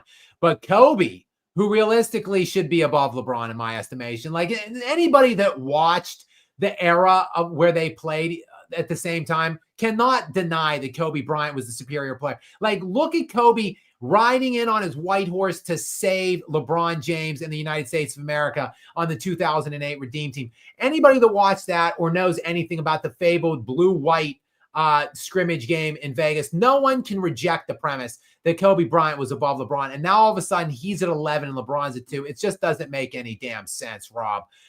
So you're right. It looks like we are just going after these players. And now I think maybe some of Steph Curry being anointed and lifted up over Kobe has to do with like, oh, well, yes, LeBron might have lost 3 out of 4 to Steph Curry, but Steph's better than Kobe. So like, there's that. So like, I think that's playing into this Steph LeBron thing too. It's all about LeBron at the heart of it, Rob. I think you've hit on it for sure. We've got John back in, answering up the last questions, Gary, that you threw his way. John, welcome back in. Go ahead, Gary, with his response to you. All right, John, thanks for your reply. He says, just out of the sling, Boston, everything minus football, college football, Buckeyes since 2000. Meanwhile, I'm from Indy and don't root for any of them. So there you have it, Gary. Those are feasible answers. I think he's explained himself adequately. Where do you live now, John? Do you live in Indy still? Or are you in Boston area or New York area? You don't have to do a super chat. Just let me know in a regular chat. Just curious. And then, John, I'm glad to hear you're out of the sling. I mentioned his shoulder surgery, which has been going. He basically had it during the playoffs. So it's been at the beginning of the playoffs. So it's been a couple months now. So, John, I'm glad to hear that the shoulder's healing up finally out of the sling. I'm thankful to hear it. And we've got next in Wolf Spain, a bunch of regulars, another regular here returning to the lounge. Welcome in. Welcome to the party, pal. As John McClane once famously said, I appreciate you, Wolf Spain. Go ahead with this question or comment from them, Gary. If I'm going to be honest, my top 10 is Jeff Teague, Paul Shirley. Oh, wait. Oh, let me wipe my glasses. Okay. My top 10 is Jordan, Kobe, Kareem, Bird, Magic, Duncan, Russell, Wilt, Hakeem, and maybe LeBron at 10. Maybe there's an asterisk. Yeah, Wolfpain, that looks a lot like my top 10. I mean, quite frankly, that especially the 9. Like, I think the orders are a little bit different, but the top 9, I think we are like pretty much exactly aligned on that. Again, I have a 30-minute video coming out sometime soon, which will detail why the order is at this time what it is, but I won't push back on any of that. Wolfsbane, if I'm going to be honest, I love your damn list, okay? And thank you very much for getting in here and for contributing and for sponsoring me. I do appreciate you, Wolfsbane. We've got Ontario Razorbacks. Ontario Razorbacks is in from Canada. Oh, Canada, one of the great national anthems. I've never really talked about my love of the Canadian national anthem on this live stream before, but such a lovely anthem. I love that thing. So welcome into you, Ontario Razorbacks from Canada. And Gary, what is the question or comment from them? Kobe was robbed of 3 MVPs, 2002-3, 2005-6, 2008-9. And if anyone wants to say because of seeding in 2022, Jokic 2017, Westbrook both 6 seeds. I can get on board with all of those or any of those years. I'm aware and well versed in all of Kobe's, what his outputs were and his exploits throughout the NBA during those seasons. I could endorse any of those 3 years. I also give Kobe major consideration in 2012, the year he ruptured his Achilles. He ruptured his Achilles with about, I think, 3 games to go. He played more games that year than LeBron James, who won the league MVP that season. LeBron did.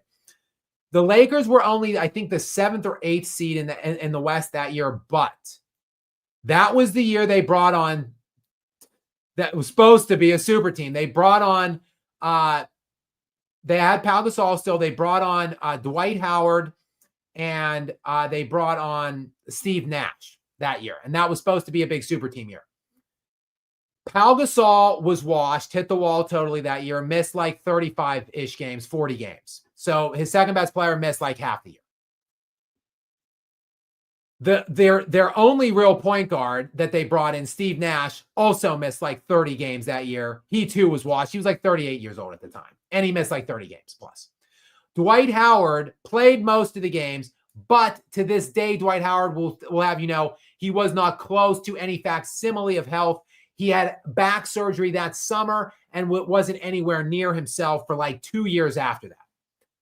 So Kobe was dealing with all of that mess, and he dragged that team into the playoffs while I think he was second in the NBA in scoring that year. He averaged more points per game than MVP LeBron James did that season.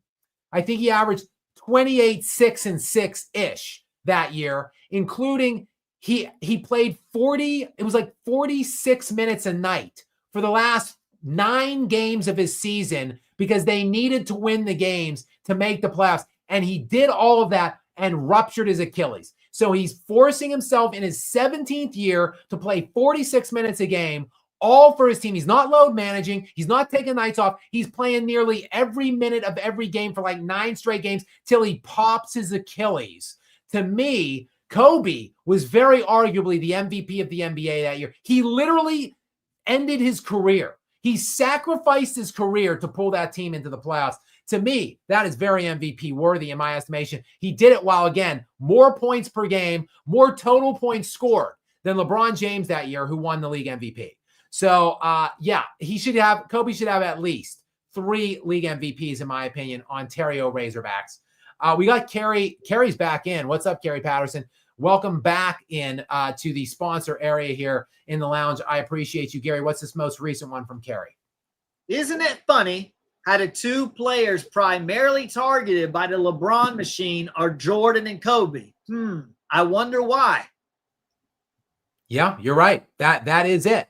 Those are the 2 primary, because those 2 players just own LeBron, just dog LeBron.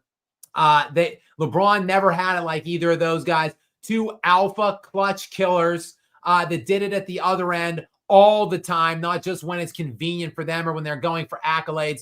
And it's just 2 guys to me that LeBron, no matter what he ever does, will never be above either of those 2 dudes. So yeah, you're right, Kerry. Very, very odd similarity there for sure. And the 2 guys, look, they're very similar on court to me, and to me, the 2 best players in NBA history. We've got Cryptic Prodigy in next. Like the handle, Cryptic Prodigy. Welcome into the party. I do appreciate you. Gary, what's this one from Cryptic Prodigy say? Love that above the rim reference. Big fan. Great flick. I might have to go rewatch the film. I haven't seen it in a couple years. One of my all-time favorite sports movies. One of the best basketball sports movies ever made, in my humble opinion. Again, if you haven't seen it and you like movies and you obviously like basketball, go. What are you waiting for? Go find Above the Rim. Back to back. Great soundtrack too.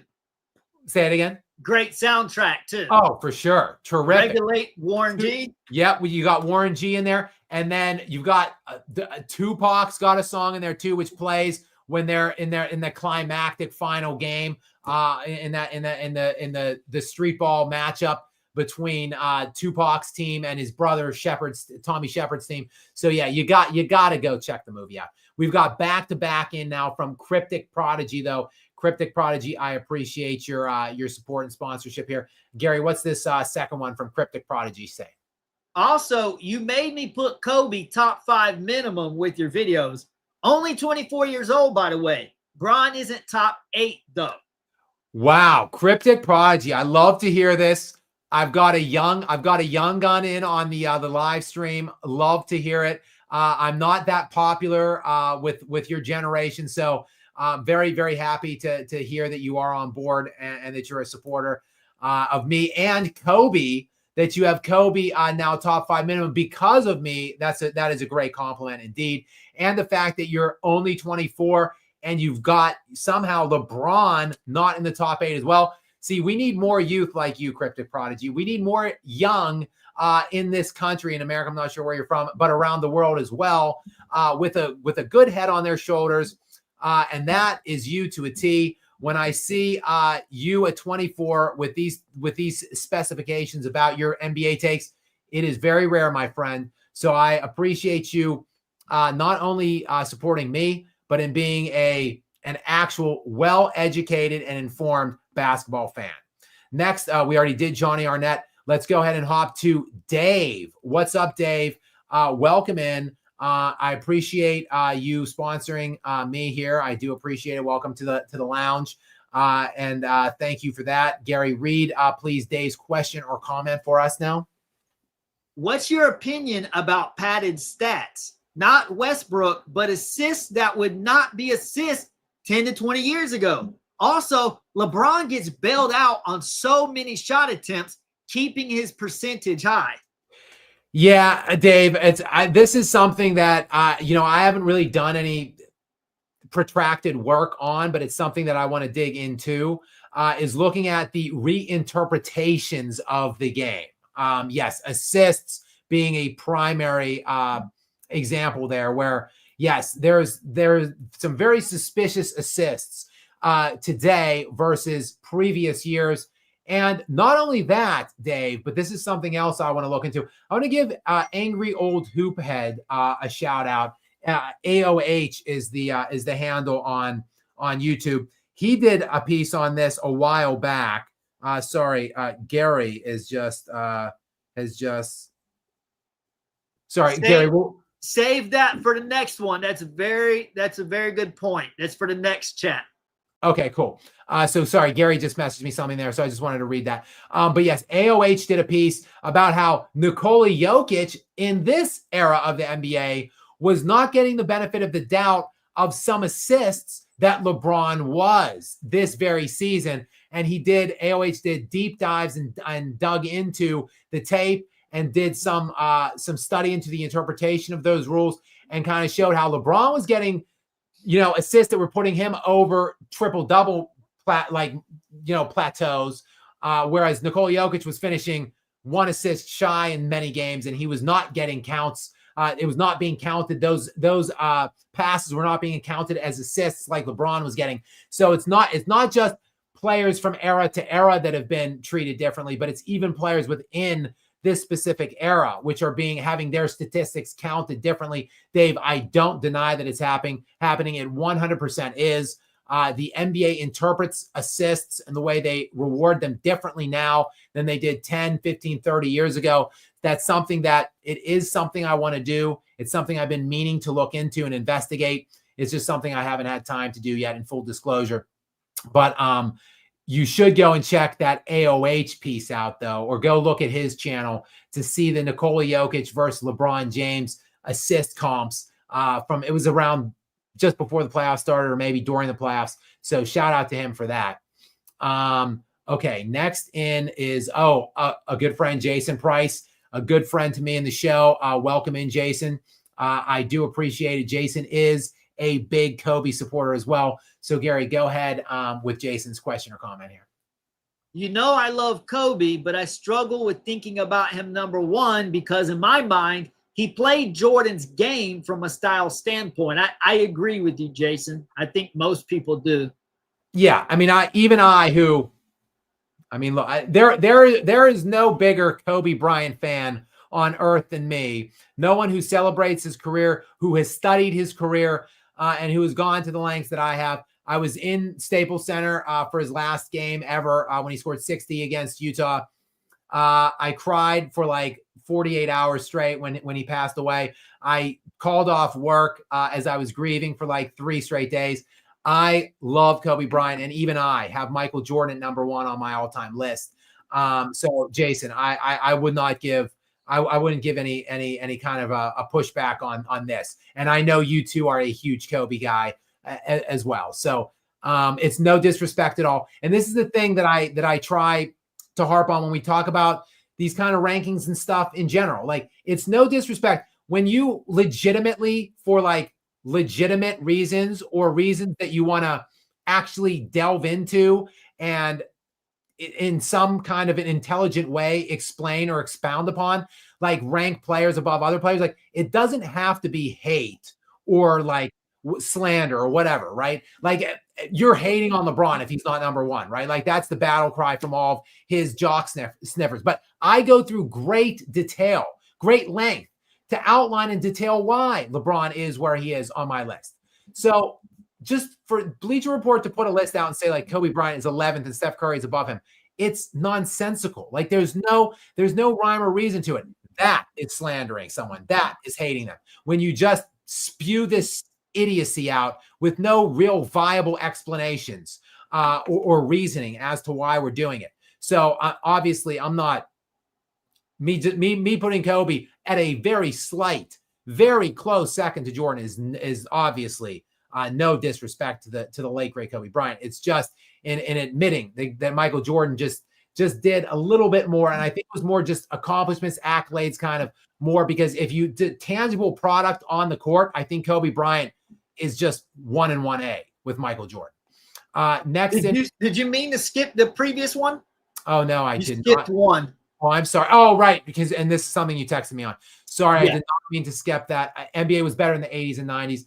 I'll read this one, Gary, because you have some context you want to add to this. So I'll read this one, and then you can provide whatever you screenshot me there. So NBA was better in the 80s and 90s, says Teague podcast is owned by Sharp. Says it all, clutch. So Shannon Sharp, I presume. Gary, go ahead with what you thought. I didn't know that. Did you know that, Skap? I did not. Okay, so I looked it up, and what I saw was Jeff Teague's podcast, Club 520, is hosted by Jeff Teague himself, along with his friends DJ Wells and Bishop B. Hen. The podcast is also launched by Shay Media, the media company of Shannon Sharp. And guys, I'm going to put a link real quick in the chat if you guys want to check it out after the live stream. I made a video on my sports channel about Clutch Sports. It got 75,000 views. It seems to be pretty popular and insightful. So I'm going to put a link up if you guys want to check that out. So what do you say about that? It makes sense, right? About the agenda. That's my shock face right there. That was, I was doing my surprise face. Right. Yeah. These people are all in bed together. They're all groveling on the ground, the feet of LeBron James. They're all smooching the boots of LeBron, boot licking and jock sniffing LeBron. They're all in it together. Like, it's all just this coordinated, absolute legacy-wide hit job on the late great Kobe Bryant, because LeBron is just so in his feelings, so utterly butthurt that Kobe Bryant still runs Los Angeles. Kobe Bryant still owns that city, even after whatever 7 years in a Laker jersey for LeBron James. Still doesn't command a centimeter of the respect that Kobe Bryant does from real Lakers fans and real Los Angelians.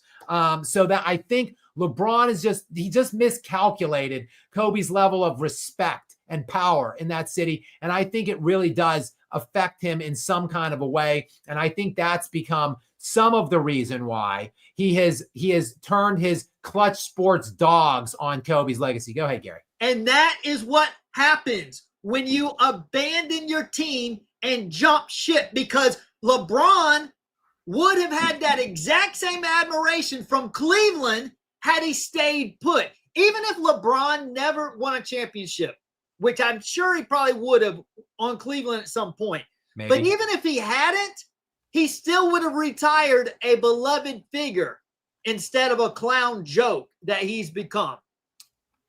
It's all about loyalty. I hear you, Gary. I hear you. And it's about Kobe. Kobe did things. He proved things. He won. He stayed the course. He faced difficult obstacles. Like, he won those challenging championships. That's why I talk about those things all the time, because it's important.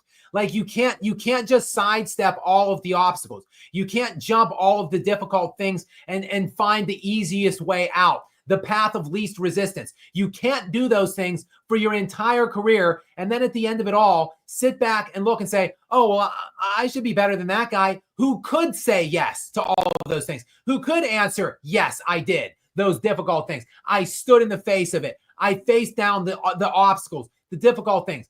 It's the hero's journey. Like, you cannot become the greatest, person or player or hero that you can be unless you're rising to the challenges of some kind of a great opposition or foe.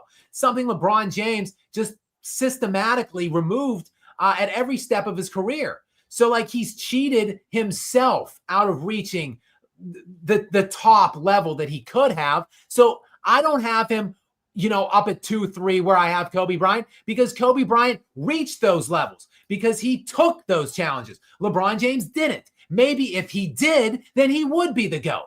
Maybe if LeBron did stand in and did take the challenges, maybe he would be number 1 or number 2, but he didn't. So I'll be damned if I'm going to sit here and make excuses for him as to why he did those things. I'm just going to put him outside of my top 10.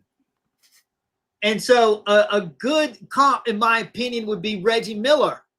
Much more respectable career. 0 rings because he ran into Jordan, then he ran into Kobe, but a much more respectable career because he stayed loyal to Indiana. He stayed with his team.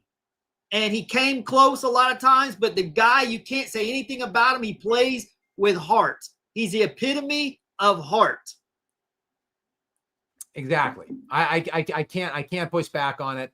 And that is why I have been against anti-LeBron. Not because I hate LeBron, because I hate the way LeBron has carried himself. I hate the decisions he's made. And the fact that he's never made it right. Like, he never has. He's systematically always taken the easy way out, and never once has he tried to make it right. Like, he went back to Cleveland, fine, whatever, because they had Kyrie Irving and he forced them to trade for Kevin Love. That ain't making it right. That's finding the next easy thing that you can do and then trying to force a narrative that you're going home to make it right. No, that's not what it was at all. And he never has done it. So I'm sorry. I just don't see, like, the allure. Go ahead, Gary. He's a liar. He's dishonest. Look at the decision. Go back and watch the decision. And Jim Gray even calls him out because he's like, yeah, this was a tough decision. I didn't even know, I had to make my decision this morning. And then when he said Miami, Jim Gray's like, so you chose that this morning. And LeBron pauses. He hesitates for a beat and is like, and like looks downward. His eyes drift downward. And he's like, yeah. He's such a phony. He's such a liar. What I don't see is how people don't see through the phoniness and how they think he's an honest, upright, good person. Jordan never, here's the thing that gets lost. Jordan nor Kobe never claimed to be a compass of morality.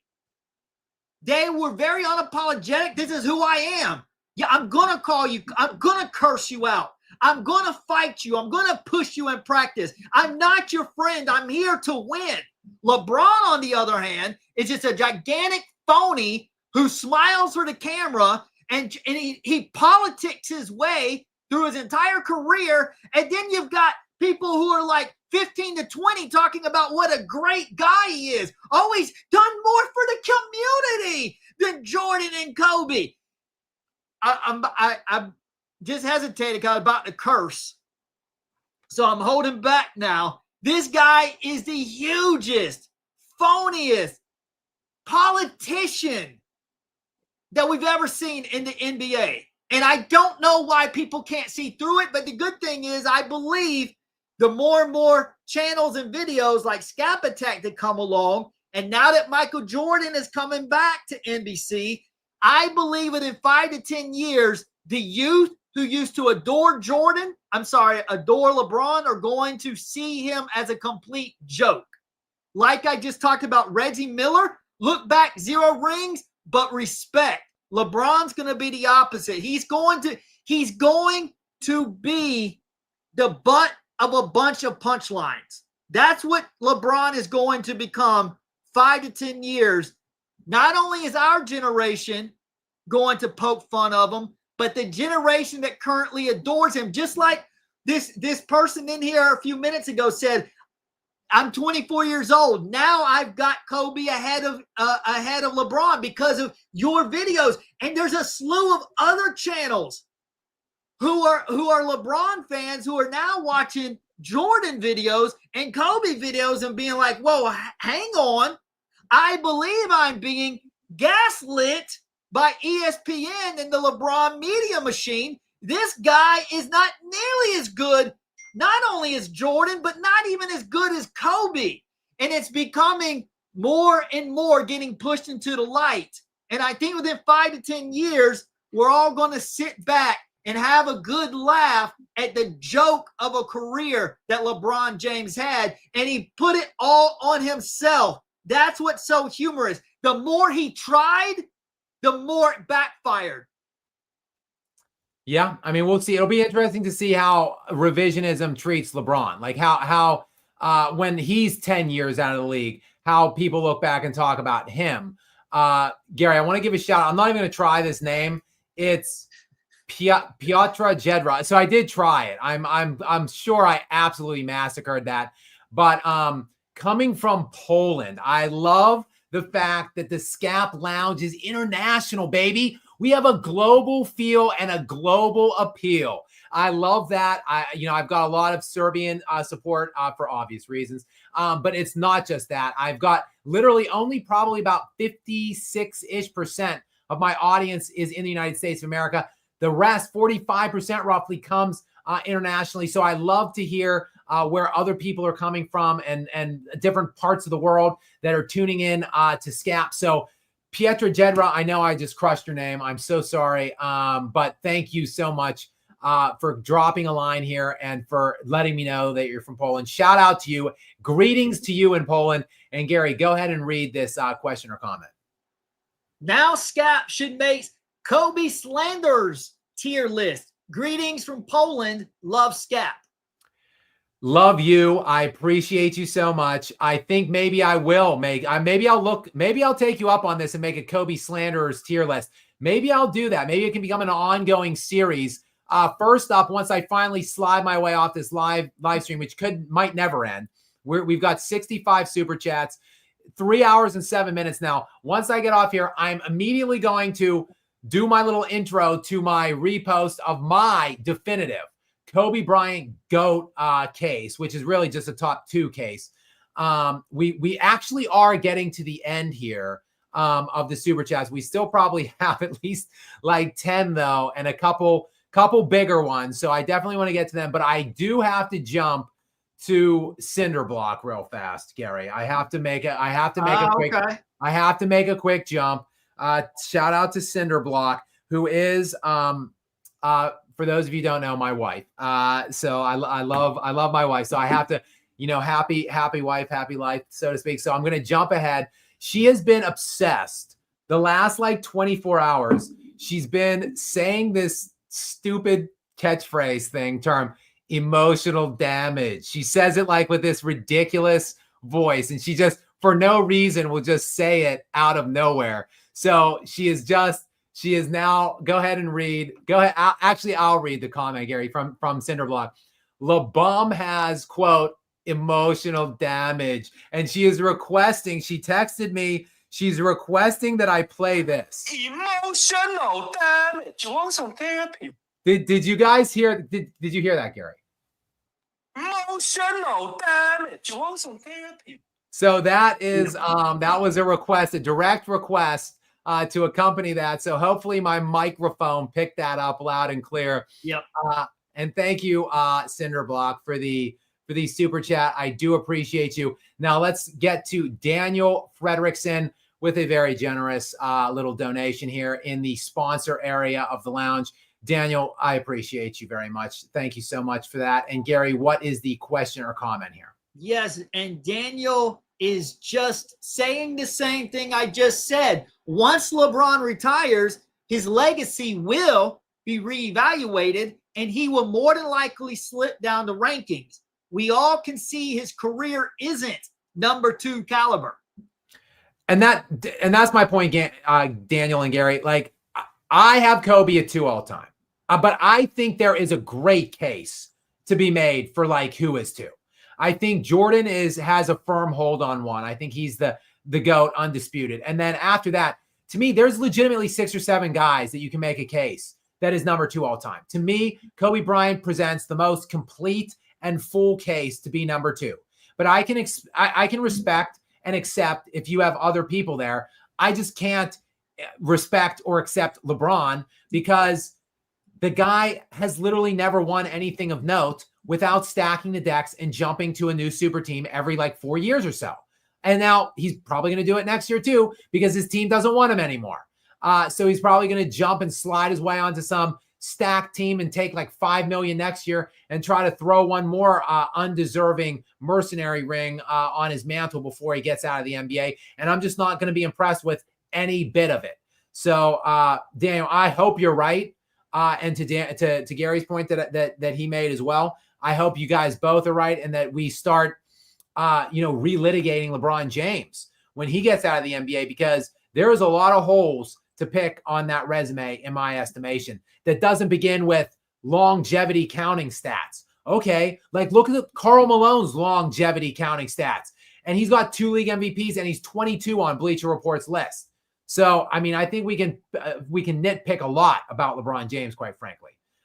We have Iranola Schools in again for, I believe, a 5th or 6th super chat. They said they were done with 3, but they just keep coming back in for more. I thank you so much, Iranola Schools. Thank you for your ongoing support. And actually, there is another one coming up after this one. I'll jump. There's one more in between, but I'll jump. 2 trilogies. We'll go, trilogies. Yeah, I think that's 6. Yeah, so we'll go back to back from Iranola Schools. Gary, go ahead with this first one. Skap. A super team is defined as 3 or more Hall of Famers who played significant factors on championship runs, who were multiple All-Stars before winning those rings. Only Kobe played with just one of those. I think we're basically fine. We're talking about the fine print essentially of the Chicago Bulls championships. So I think he's essentially saying like Jordan, Rodman, and Pippen were 3 Hall of Famers and multiple All-Stars. But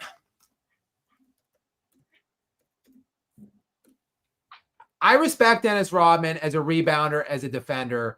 I mean, he's a very decorated defender. He won Defensive Player of the Year twice with Detroit. Has he really? I'm trying to see here.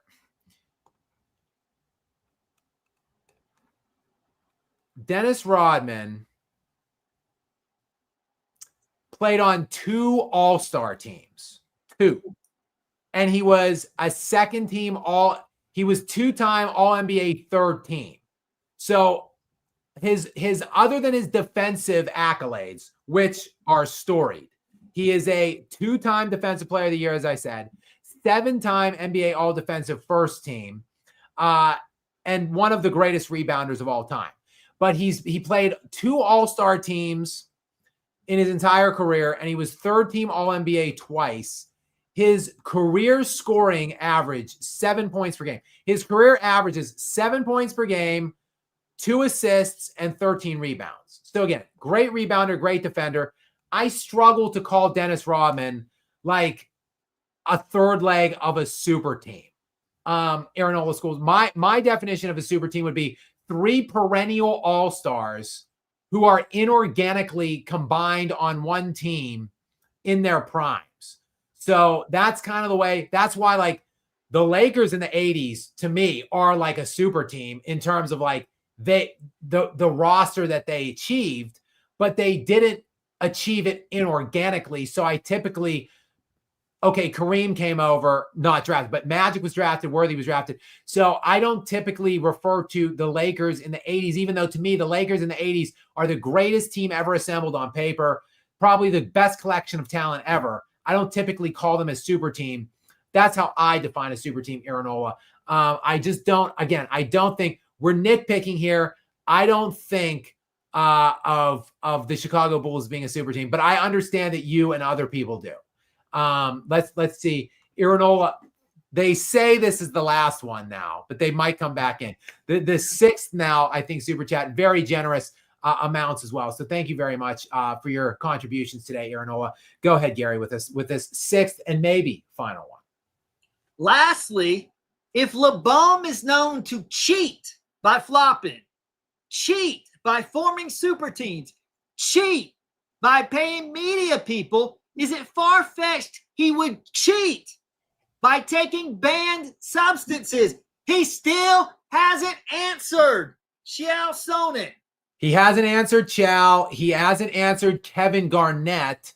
And he hasn't answered the countless amounts of smoke percolating around various, social media accounts by various other kinds of influencers. LeBron James has been called out for years as being a steroid user, and yet he has never once taken action against any individual that has made these claims. He has never once, in any kind of a blanketed response, rejected or denied the usage of those banned substances. It's suspicious that someone that has built his very career and his GOAT, case, his legacy on longevity stats. It's weird that a guy that has been called out so publicly and by such a varied amount of people has never once, one time, come out and rejected that notion that he is using banned substances. It's a little too suspicious, especially when you connect the dots of all the other things, like his personal trainer being connected to biogenesis, being supplied banned substances by biogenesis. The fact that he was also LeBron's wife's personal trainer. There's just too many things, too many suspicious bits of connectivity to LeBron James for him to not at least come out and speak on it. If I'm reading the tea leaves, would think that there is fire where the smoke is. But we'll wait and see for some kind of official investigations. If the federal government of the United States of America could probe into Barry Lamar Bonds and Major League Baseball, why the hell can't we get some kind of a similar investigation into LeBron James? I'll take the command of that. I will lead the charge on that. Give me unlimited subpoena powers. And I will spend the next 2 years of my life digging into this. Please, I'm ready, willing, and able to do it. Paul Kapka. Paul Kapka. Okay. Hopefully I didn't crush that last name. I'm sure I did. But hey, as someone with the last name Skapanak, I'm used to it. So condolences if I did. Paul, welcome into you. Thank you very much for your very generous donation. And your kindness in sponsoring us in the lounge here. I do appreciate it. Gary, go ahead and read that question or comment from Paul. Appreciate what you're doing for the greatest player this century in Kobe. With you on Hakeem too. The only big I could believe would make the league without his size. Imagine if he was born in the States. Yeah, I think Hakeem is a very, very undervalued player too. I talk a lot about Hakeem because I think he is one of these slandered players, just like Kobe Bryant, just like Nikola Jokic is now becoming, because Hakeem didn't win enough to satisfy certain people. But look at the way he was treated by his organization. And the guy, the skill set offensively, and then his defensive capabilities.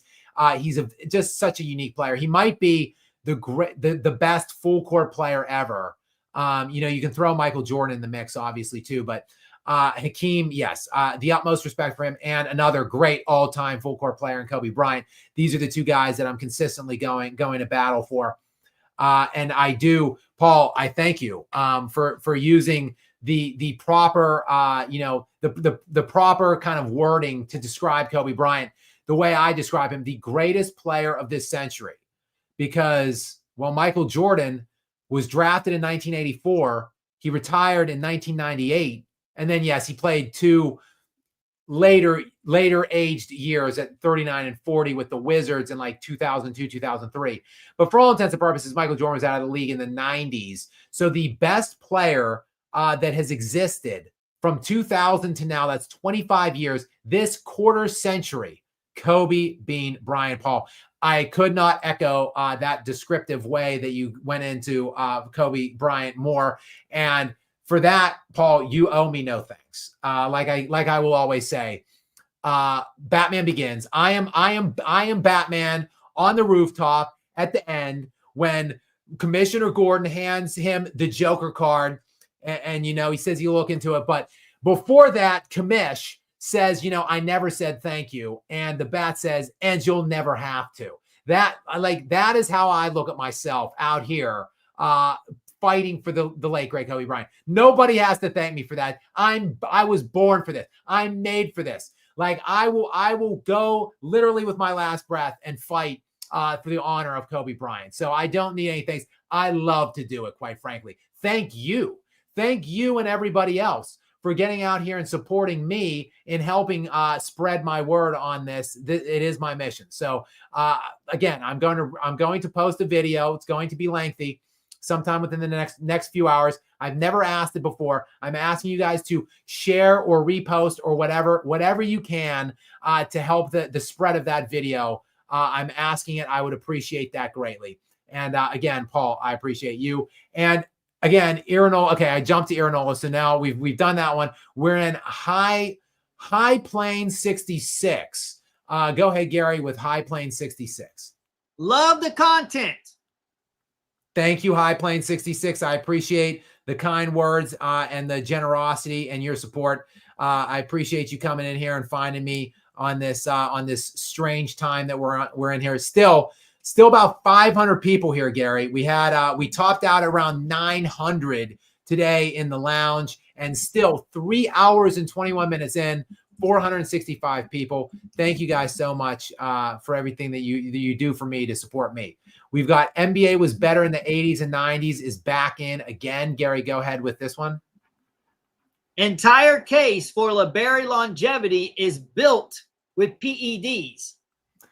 Yeah, I mean, I think, look, had LeBron not had the sustainability that he had, I don't think that he would be discussed at the levels that he is. Although, who knows? He does have the four rings, but of course, he got those, in my estimation, by cheating. Very just seedy, underhanded tactics that he deployed. And who the hell have we seen in their primes, basically? He was in his prime for all these, jump to 3 different teams with multiple perennial all-stars on all of them. Like, it's insanity that we look at those rings and that anybody looks at those rings and thinks of them as some kind of an accomplishment. It's crazy. NBA was better in the 80s and 90s. We've got Sardi Gaming in next. Sardi Gaming, thank you so much for coming in. Another Canadian here. I got a lot of, oh, Canada. Again, terrific anthem. I love it. And I seem to have a good amount of Canadian support today, Gary. So let's go ahead and get Sardi Gaming in with this next Canadian love bomb for me, hopefully. How should MVP be valued if media not always right? Yeah, it's why I don't really look, Sardi, at MVPs much. Nikola Jokic has 3. He should have 5. So I think Kobe should have 3. I think Steph Curry should only have 1. I think LeBron should only have 2. Jordan should probably have, I don't know, 8, 8-ish. So I think, but the weird thing is, though, all of the people who have been cheated in MVPs, all of the people that should have more than what they do have, like Jordan should have more probably. Many say LeBron should have more. People like me think Jokic should have more. Mostly all of them have at least multiples. Jokic has 3, LeBron has 4, Jordan has 5. How is it Kobe only got 1? Steph Curry is one of the few people I think that you can make a really viable case that he has more than he should. I don't think he should have gotten that first one that he had.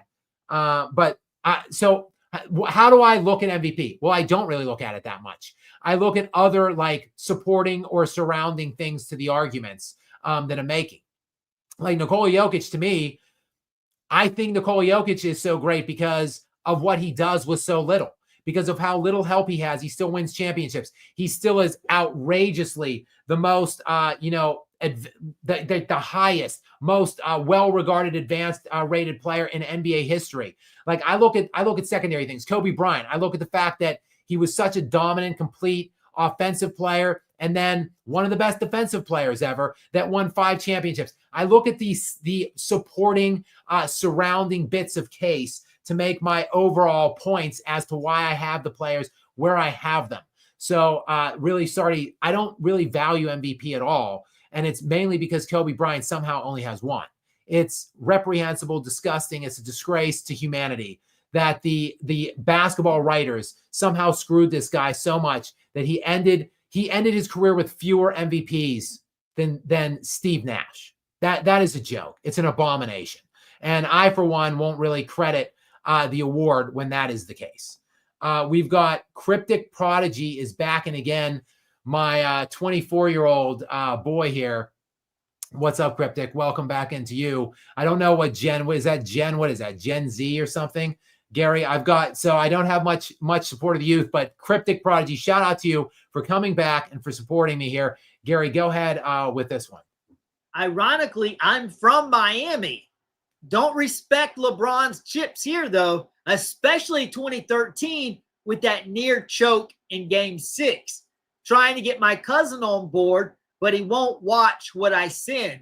He has Braun at number 1. Cryptic, you need to go to my channel and watch the Michael Jordan video. I go over how the league cheated Kevin Durant and OKC out of that 2012 finals as well. That one is even more tainted than the 2013 one. So you need to look at that and send that to your cousin as well. I'm sorry to interject there, Scott. Go ahead. That's okay. And Cryptic, I think, Gary, it doesn't matter what he watches really or what he sends because he said his cousin won't watch what he sends, unfortunately. So all you can do, Cryptic, is just try your best to keep breaking him down. By the way, I'm a Floridian as well. I'm about 2.5 hours outside of Miami, but nonetheless, I wasn't born and raised here in Florida. But yeah, I think the Miami rings are kind of just a joke. And I don't think how winning 2 when he said he was going to win 8, I don't see how that's celebrated in the least. I'm sure your cousin is also in his 20s or younger. All you can do, just keep trying to fight the good fight. You might not get him to watch stuff, but you can fight with him in person. Like when you get him in person and you guys are, whatever, having drinks or whatever, barbecue, whatever it is that you're doing, you could watching hoops together. You could fight with him in person and try to break him down that way.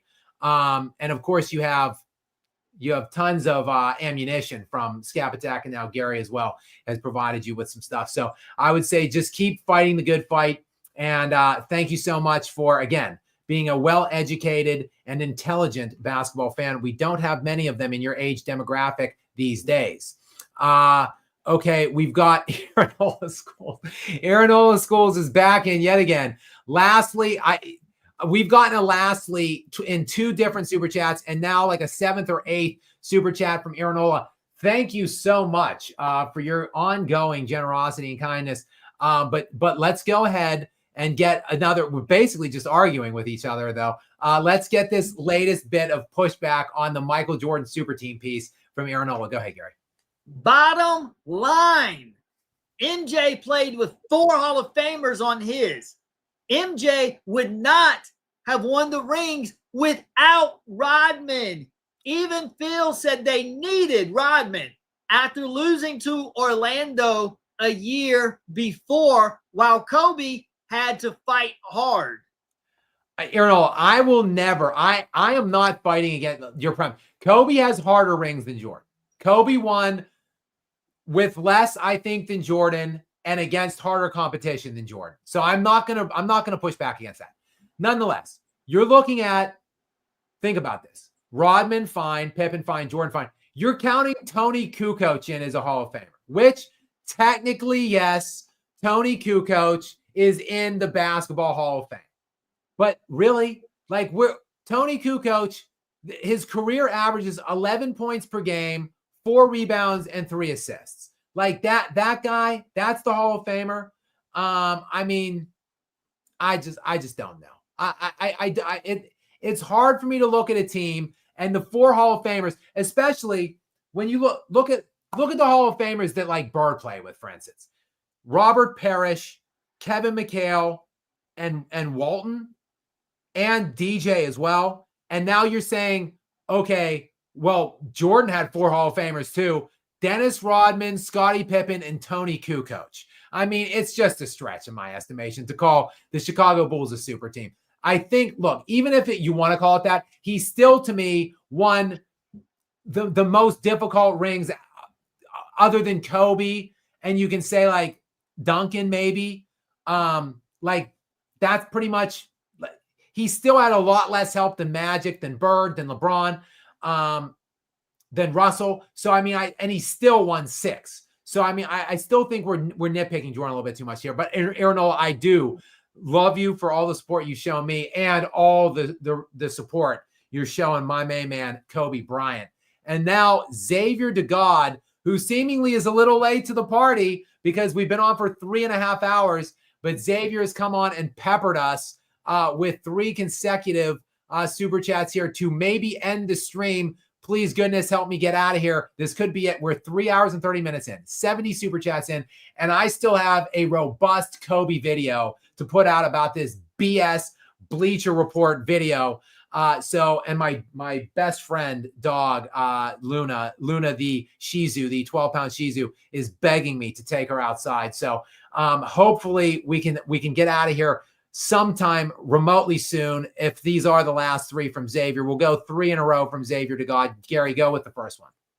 People who actually watched basketball in the 90s, 2000s, and 2010s know Kobe is top 3 at worst. The only 2 players you could put over Kobe are MJ and Kareem. I mean, I tend to agree with that. I think Kobe is top 3 at worst. I think the only 2 that I really do accept over him would be MJ and Kareem.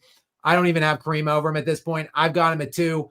I think, though, if top 5 is okay, like top 7 even, yes. If you get outside of the top 10, you're uneducated, ignorant, you have an agenda, or you're just outright lying. Like, it's one of those 4 things, if not multiple of those 4 mixed together.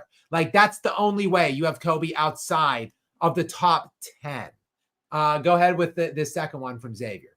Kobe should have won MVP in 2006, 08, 09, and 2010. I mean, whichever years you want to break it down. I think, to me, Kobe should have at least 3. I think 2 are inarguable. And if he has 2, I think that eradicates some of the argument against him. To me, 3 absolute should be 3, and as many as 4 I would accept. I mean, again, we're talking about the best scorer on the face of the planet for 14 years, who was a 12-time All-NBA defensive player in those 14 years, and he went to 7 finals and won 5.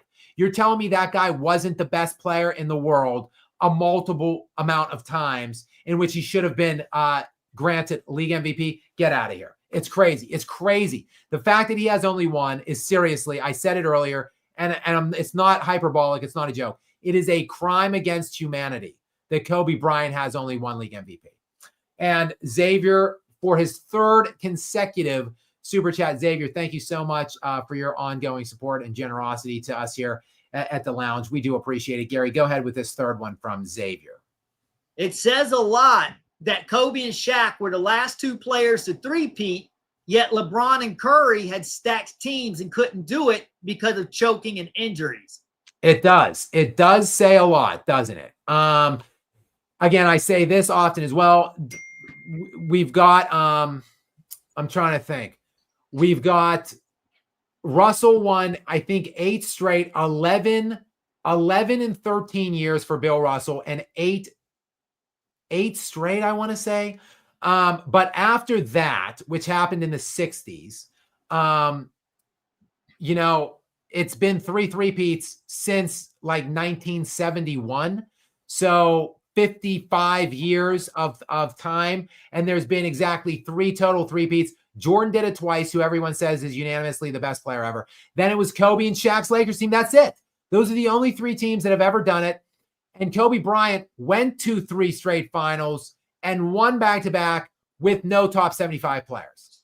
Like, so Kobe, in addition to his three-peat, also did that. And we're saying he's 11th best. It just doesn't add up. And the fact that LeBron has stacked as many decks as he possibly could. And yes, Steph Curry has been on an absolutely loaded amount of teams. And nobody has ever been able to win 3 straight since Kobe and Shaq did it. And that was nearly 25 years ago. Not just that, in every professional sports across the United States of America, the 4 main professional sports in the United States of America, that would be the NHL, the MLB, the NBA, and the NFL. Professional hockey, baseball, basketball, and football. The last team to three-peat in all 4 of those sports was the Shaq and Kobe Lakers nearly 25 years ago. So it really does say something, Xavier. Great point. And now Wolfsbane has slid back in for another super chat, a very generous super chat here. Thank you so much, Wolfsbane. Gary, go ahead with this most recent one from them. I will say that Robert Parrish and Kevin McHale have said that they wouldn't be Hall of Famers without Bird. He just made the team better in general, doubling his team's wins in his rookie year. I mean, look, I'm not going to push back much on Larry Bird. I love Larry Bird. With that said, Kobe Bryant made players better too. Like Pau Gasol made no All-NBA team selections, 1 All-Star game, and won 0 playoff games in his entire 7-year career before he got to play with Kobe Bryant. And then he played, I don't know, like 5 or 6 more years after Kobe Bryant, after he left Kobe Bryant. So that's like 12 years without Kobe Bryant. Pau Gasol made 2 total All-Star teams total in 12 years and 1 All-NBA designation, and he won no playoff games without Kobe Bryant. With Kobe Bryant, he won 2 NBA championships. He was perennially an All-NBA designated player. He went to an All-Star team, I think, 3 straight years, and he's a Hall of Famer because of Kobe Bryant. So Bryant made players a hell of a lot better too. He made Smush Parker a starting player in the NBA who averaged like 12 or 13 points per game, and then was out of the NBA by the age of like 26 when there was no more Kobe Bryant. So Kobe Bryant made players better too. I don't see any other players that Kobe Bryant played with reaching the levels of Kevin McHale and Robert Parrish, though. So while it is undeniable that Larry Bird made those players much better, Kobe Bryant made the players that he played with much better too. It's just those players were nowhere near as good as Kevin McHale and Robert Parrish in my estimation. But yes, I love Larry Bird. He's one of my absolute favorite players. So I'm not here to slander or belittle or diminish Larry Bird. I just think Kobe Bryant is above Larry Bird. I think Kobe Bryant is above every player, though, that's ever existed outside of Michael Jordan. So it's no disrespect to any of the other players that I regard very highly. I just don't have them as high as the late, great Kobe Bryant. But thank you very much, Wolfsbane, for coming back in here. And thank all of you guys, like 5,000 comments over in the main live chat area, 5,000 comments. Peaked out today, over 900 people on this live stream. Still 415 people on here, 3 hours and 37 minutes in, guys. But that is unfortunately all the time I have for today, because I'm going to go record a video and add on to the back part of it, which is going to be the majority of the video, my Kobe Bryant definitive top 2 all-time case. It covers everything. It's 24-ish minutes in totality. It's sweeping in scope. I dare anyone to watch it and reject the premise that Kobe is at bare minimum, a top 5 all-time player. So please, I'm going to ask again, I'll ask in the video, please make sure you help spread that video. We need to get the word out. We need to band together. We need to fight against this ridiculous agenda of hate that is going around today against Kobe Bryant for whatever reasons I will not fully speculate on at this time. But guys, keep an eye out for that video. It will probably be coming out around, I don't know, 5 or 6 o'clock, hopefully, in the East Coast on the US of A, maybe a little bit later. And guys, please go find Gary828 Sports channel. He's dropped a couple links in here. He's on the come up now as well on the platform. So make sure you go give him throw a subscribe his way and check out some of his videos as well. Guys, if you are not subscribed to me already, I don't quite frankly know what it is that you're waiting for. Please make sure you hit that subscribe button. And as I think something that should become glaringly evident, I post things at all kinds of crazy times. I post videos at weird times. I do live streams on a whim on crazy times. Sometimes I'm on at midnight. Sometimes I'm on at 11 a.m.